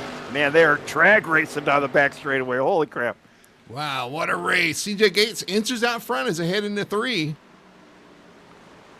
Doesn't hold him down either. He gives him space to race there. CJ takes the lead. He doesn't need to. That run off the corner, he's going to take the lead over Mike Rhino. Clears him down the front with 2 laps to go. Wow. Rhino is not done with this, though. Here he comes on the inside. Charges the corner, tries to stay to the inside of CJ Gates. He gets there, but CJ with a great run off the corner, going to clear him once again. He's going to come around this time. CJ Gates is going to see the white flag. 1 lap to go here at Phoenix. Rhino's going to have to try to maybe make a move on the outside, see if he can get that momentum. He's really only got the 2 corners to go to get this done. He's going to have to overshoot it. 1 lap to go. CJ Gates takes the lead on the outside over Mike Rhino, who has dominated this race. Rhino watching CJ pull away, though, using that outside lane through 1 and 2. Going to gap him a little bit more down the backstretch. After dominating Rhino in second, CJ Gates with an outside move through 1 and 2. He takes the lead. He takes the win. Wins tonight here at Phoenix for the Apex Racing O'Reilly Series. Wow. What a finish. That was a great move on that Toy Story Machine 42. I mean, just wild. Can't believe he was able to make that work, though, especially, too, as dominant as Rhino was all night. Tony, he led 2 laps. Yeah. The last 2 laps, the 2 laps you want to lead. CJ Gates gets it done here at Phoenix, wins at Phoenix Raceway, the Phoenix 225 in the books. And what an exciting and amazing finish for all the controversy and all the contact and everything. It comes down to an outside pass through 1 and 2 for the win. We've had 3 separate winners after the 3 separate races. I mean, Rhino was going to try and go back-to-back with it, but, CJ's like, not so fast. So CJ Gates gets that win, the first win in this series this season. An impressive Burning style. it down. Yeah, that was a very good move there at the end. I mean, the outside. I mean, the exit, we saw the exit coming. He had so much better exit speed, and Rhino just looked like he was getting a little too tight being that low on the track. CJ took advantage of it and made a good, clean pass, too. Gave him plenty of room to kind of to try to get Rhino to give him space to get under there. Yeah, Rhino trying to chase him down here. This is the last lap, trying to chase him down, do everything he could. But that CJ Gates, number 42, was so good on the short run. We saw it all night, Tony, that the 42 was really fast on the short run. We'd run up on him, almost had a faster car. And it come down to a 10-lap shootout. He was able to get everything out of that car, get around the 34 Rhino. And I almost kind of wondered, though, if Rhino maybe had a little damage from hitting that wall there that maybe kind of hurt him a little bit as well. Well, it's possible, yeah, because he did not, although I think CJ had a couple little incidents himself where he had a little bit of damage as well. So, but yeah, I mean, we know how iRacing is as well. So, yeah, the one little damage could have been a little bit worse. I just honestly, I think it was the line more than anything. Mike Rhino just looked like he was just struggling a little bit on the bottom side compared to where CJ was running. CJ just had the momentum. It was just firing off his exits so much better. Well, let's look at our finishing results here for Phoenix. For the Apex Racing O'Reilly Series, it's in the book. CJ Gates with the win. A pass with 2 laps to go gets the victory here at Phoenix. Mike Rhino is going to have to settle for second this week, but after the win last week, he's solidly in the points contention. Third place for Ian Perkins. Great run for that number 95 there in third spot. Fourth place for the number 33 of Matthew LaRiviere. Ran in top 5 pretty much all night. Had a solid finish. Thaddeus Friel comes back to a 5th place finish. That's a great rebound for him as well. Missed kind of the kerfuffle there on the last few laps. Able to sneak through for a top 5. Brandon Valentine in 6th spot. And that number 11 machine had an up and down night. Chris Alexander in 7th. That's got to be a win for him after getting involved early in that melee. Comes home in 7th position. 8th spot for Matthew Beatson in the number 14. 9th spot for J.R. Hudson. Some contact there late kind of relegated him back to the back half of the top 10. Mike Alexander in the 10th position. He had contact there. He got involved in that wreck there. They did not bring a caution out in the last 10 laps. Unfortunately, after the contact with 88 that got him an EOL penalty, dropped him back in the back and got involved in that wreck there. Landon Rainey finishes in 11th spot in the number 24 and 12th place for the number 69. That's another good number of Zach Zukowski. Yeah. All right, finishing 13th, we had Chris Everett. 14th, did I say 13th for Chris Everett? 14th for Brad Lane. 15th for Michael Alexic. Unfortunately, I had that heartbreak leading on that 2-tire strategy. It almost worked for him. Kyle Cortez, 16th. Blaze Jacobs, 17th. Again, sorry about your grandmother. And, hope you and the family are doing well. Prayers out to you guys. Troy Sand finishing 18th. Robert Brown finishing 19th. Jordan Johnson, 20th. Cody Pierce, 21st. Dalton Zuprina, 22nd. Ryan Floyd, 23rd. Corey Clark, 24th. Matthew Ruddick, 25th. And then Randy Waugh, 26th car. Yeah, so 26 cars finished tonight. Some of them, maybe not all the laps. It was kind of a rough one out there, but at the end of the day, it was tough. Yeah, great race though at the end with our leaders. Yeah, battled through, able to make that outside pass and take the win. I'm sure he's going to be ecstatic. Well, we're going to find out. We're going to take a quick commercial break, but when we come back, we'll talk to our top 3 finishers, see what they have to say about tonight's exciting event here, Duel in the Desert here at Phoenix Raceway. We'll do all that on the other side of this commercial break. We'll be right back after this. Racing isn't easy, but experiencing it is. iRacing puts you in the driver's seat with the industry's leading sim racing game. Drive on laser scan replicas of the greatest racing circuits from around the world. Go head-to-head against other drivers chosen by skill-based matchmaking to ensure competitive racing at every level. Compete across all your favorite series. In officially licensed cars, engineered to deliver the most accurate driving experience possible.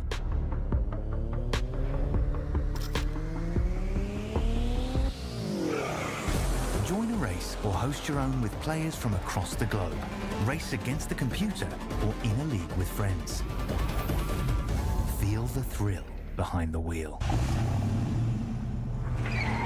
Visit iRacing.com.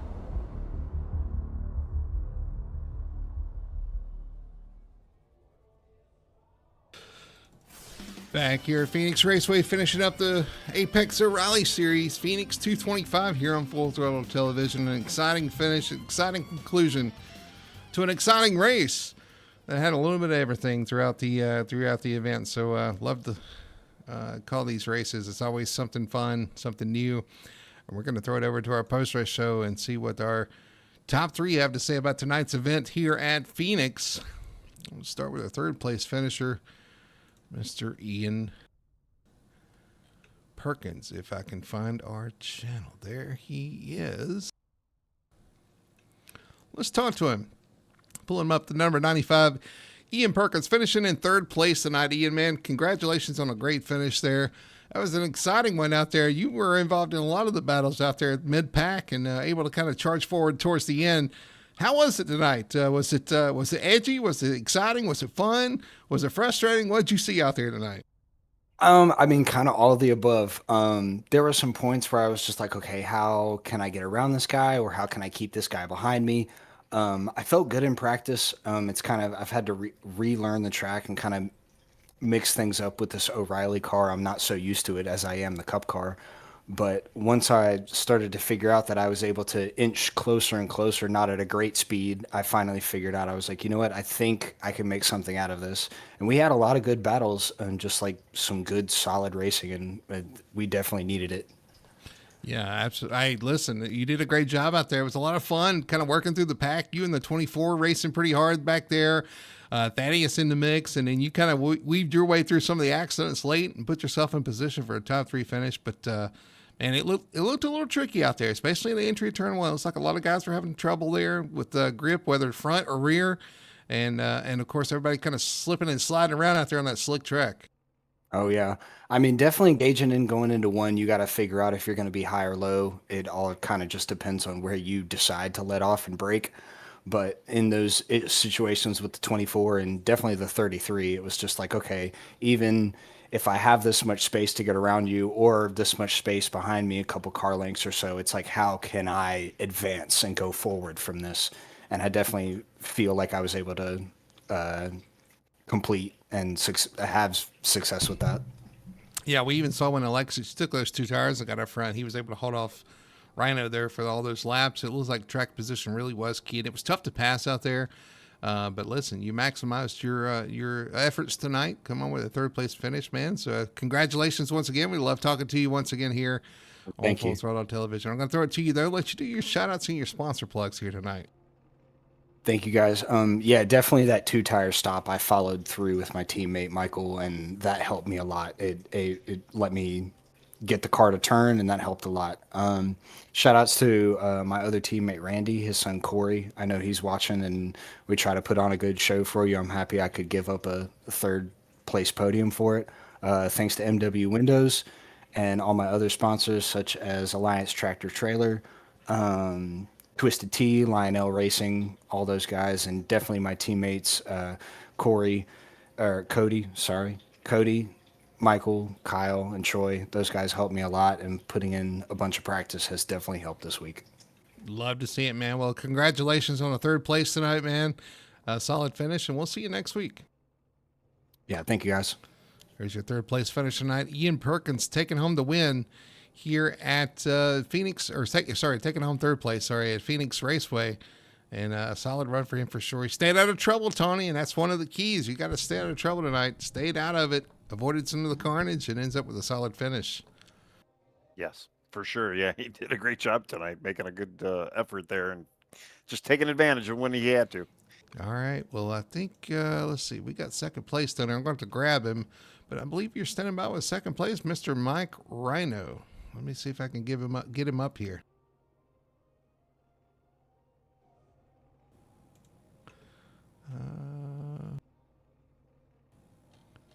Just a second. Let's see, there you go. All right, I'm gonna pull him up here. Second place, Mike Rhino.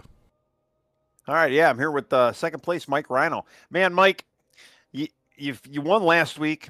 You were pretty much set to win tonight. I mean, you led basically every single lap tonight. And then what happened? Man, what a wild night in the desert. It was, yeah. Yeah, we had a good car. Stayed up front all night, out of trouble.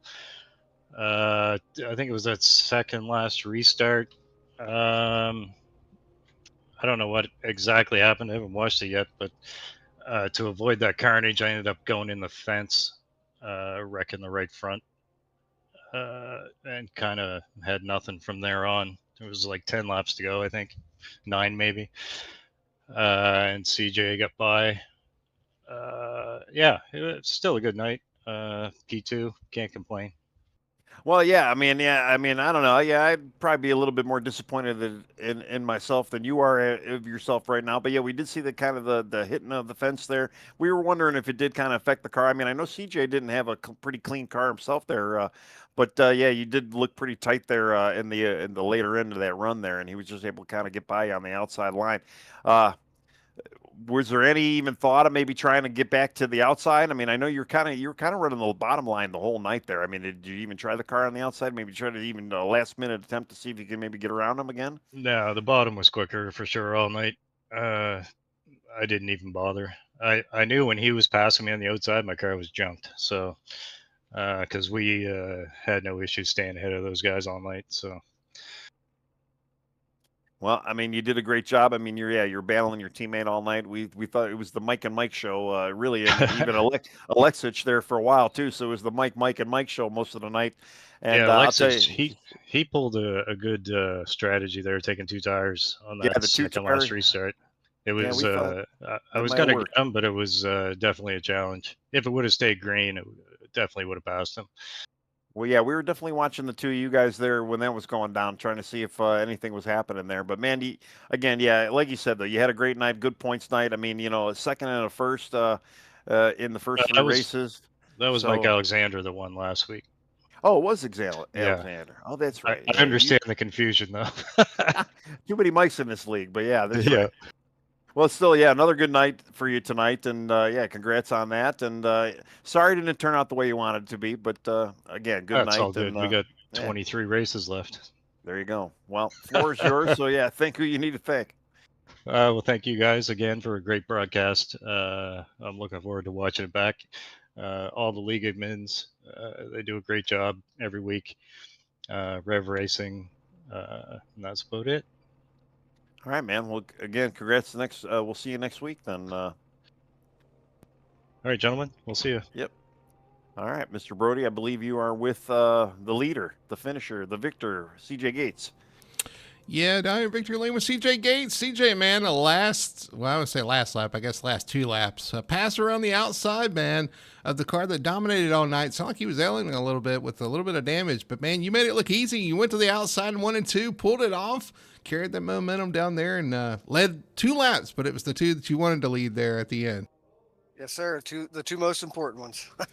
Yeah, I man. definitely wasn't the fastest car all night. That's for sure. I was a third place runner pretty much the whole night. But It was an exciting one up there. Up there through the mid pack, even towards the back, it got a little chaotic at times. And there at the end, man, we had some great racing up front. The 88 and the 34 going at it. The 75 with a little content, the 88 kind of opened the door for you to get up there in a second.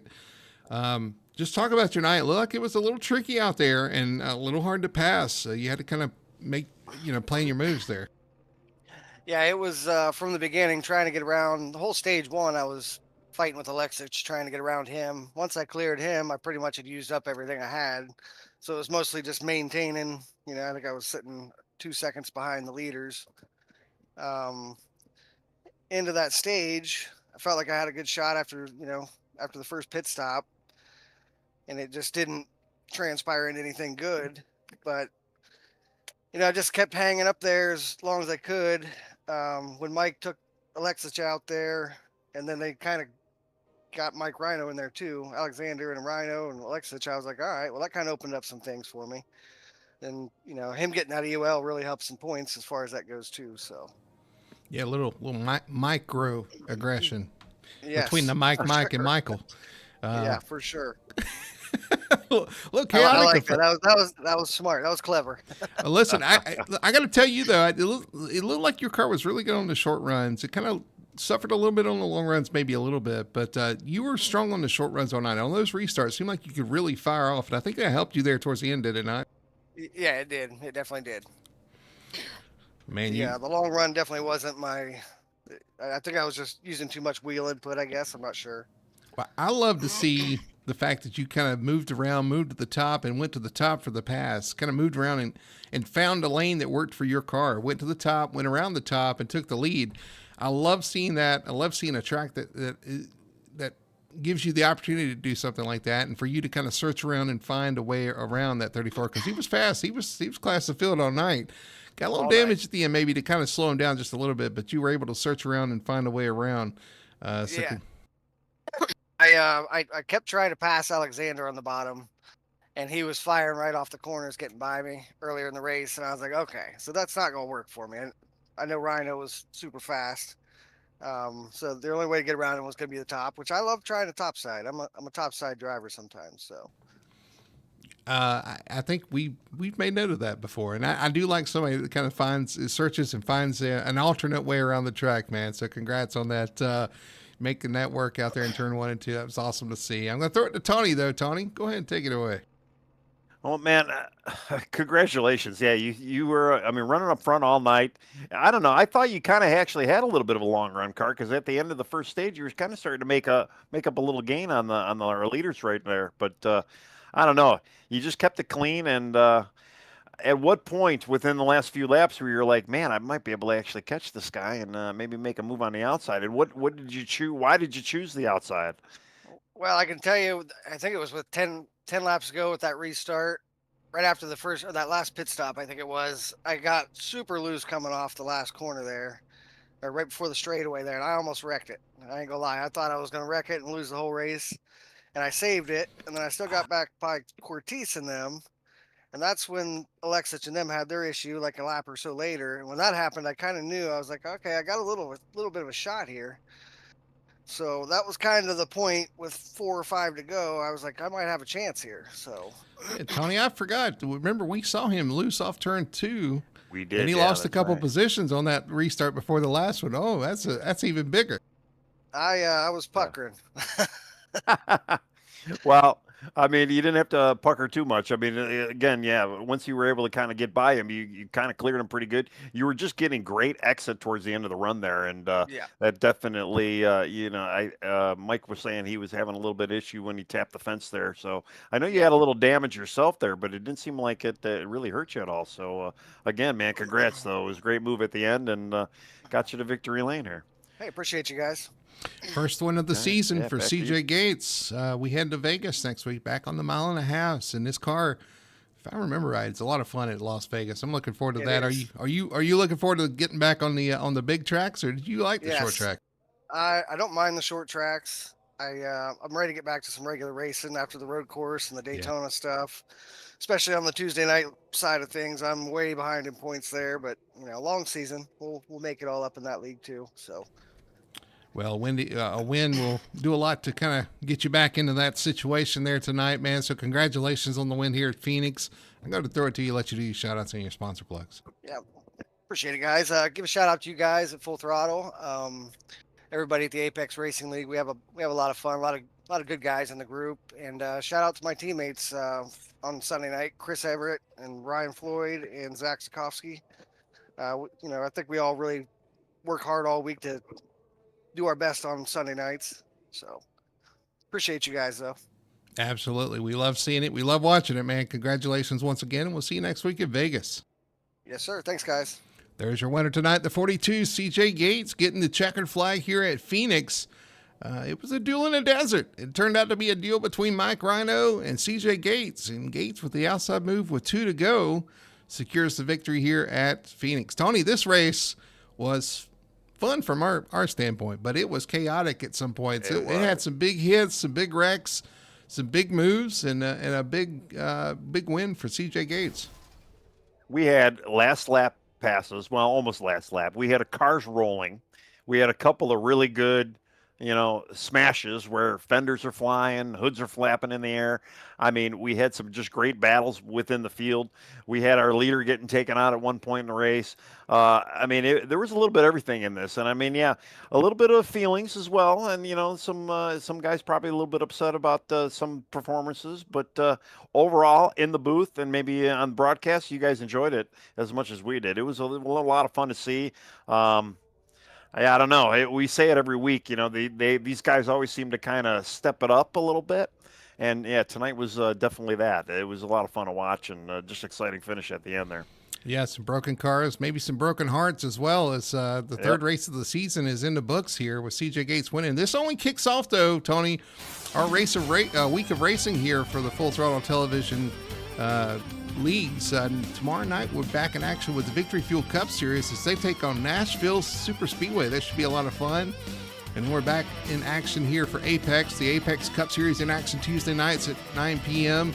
They will be at Phoenix Raceway, and you get another dose of Phoenix. That's going to be a lot of fun to see what happens in the Cup Series. And then the Truck Series are off to the next race for them, and I'm not even really sure exactly where they're headed. But they'll be in action on Wednesday nights at 9 p.m. So this just kicks off 4 straight nights of racing here on Full Throttle Television. You definitely want to tune in, check them out, and see what we got going on as well. And while you're out there, make sure to give us a like and subscribe. We love seeing that. That's going to help us get to our subscription goals and try to get to that number 1,000. Well, Tony, we had some fun. There was a lot of things going on tonight. It was a great way to kick off the week for sure, man. Sunday nights are a lot of fun for the Apex Rally Series, and once again, they did not disappoint. So it's gonna do it for us here for Full Throttle Television here from Phoenix Raceway. For Tony Solar and everybody at Full Throttle Television, my name is Brody Hanna. Thanks for watching. I hope you guys enjoyed just like we did tonight, and we'll see you tomorrow night at 9 p.m. for the Victory Fuel Cup Series. See you then.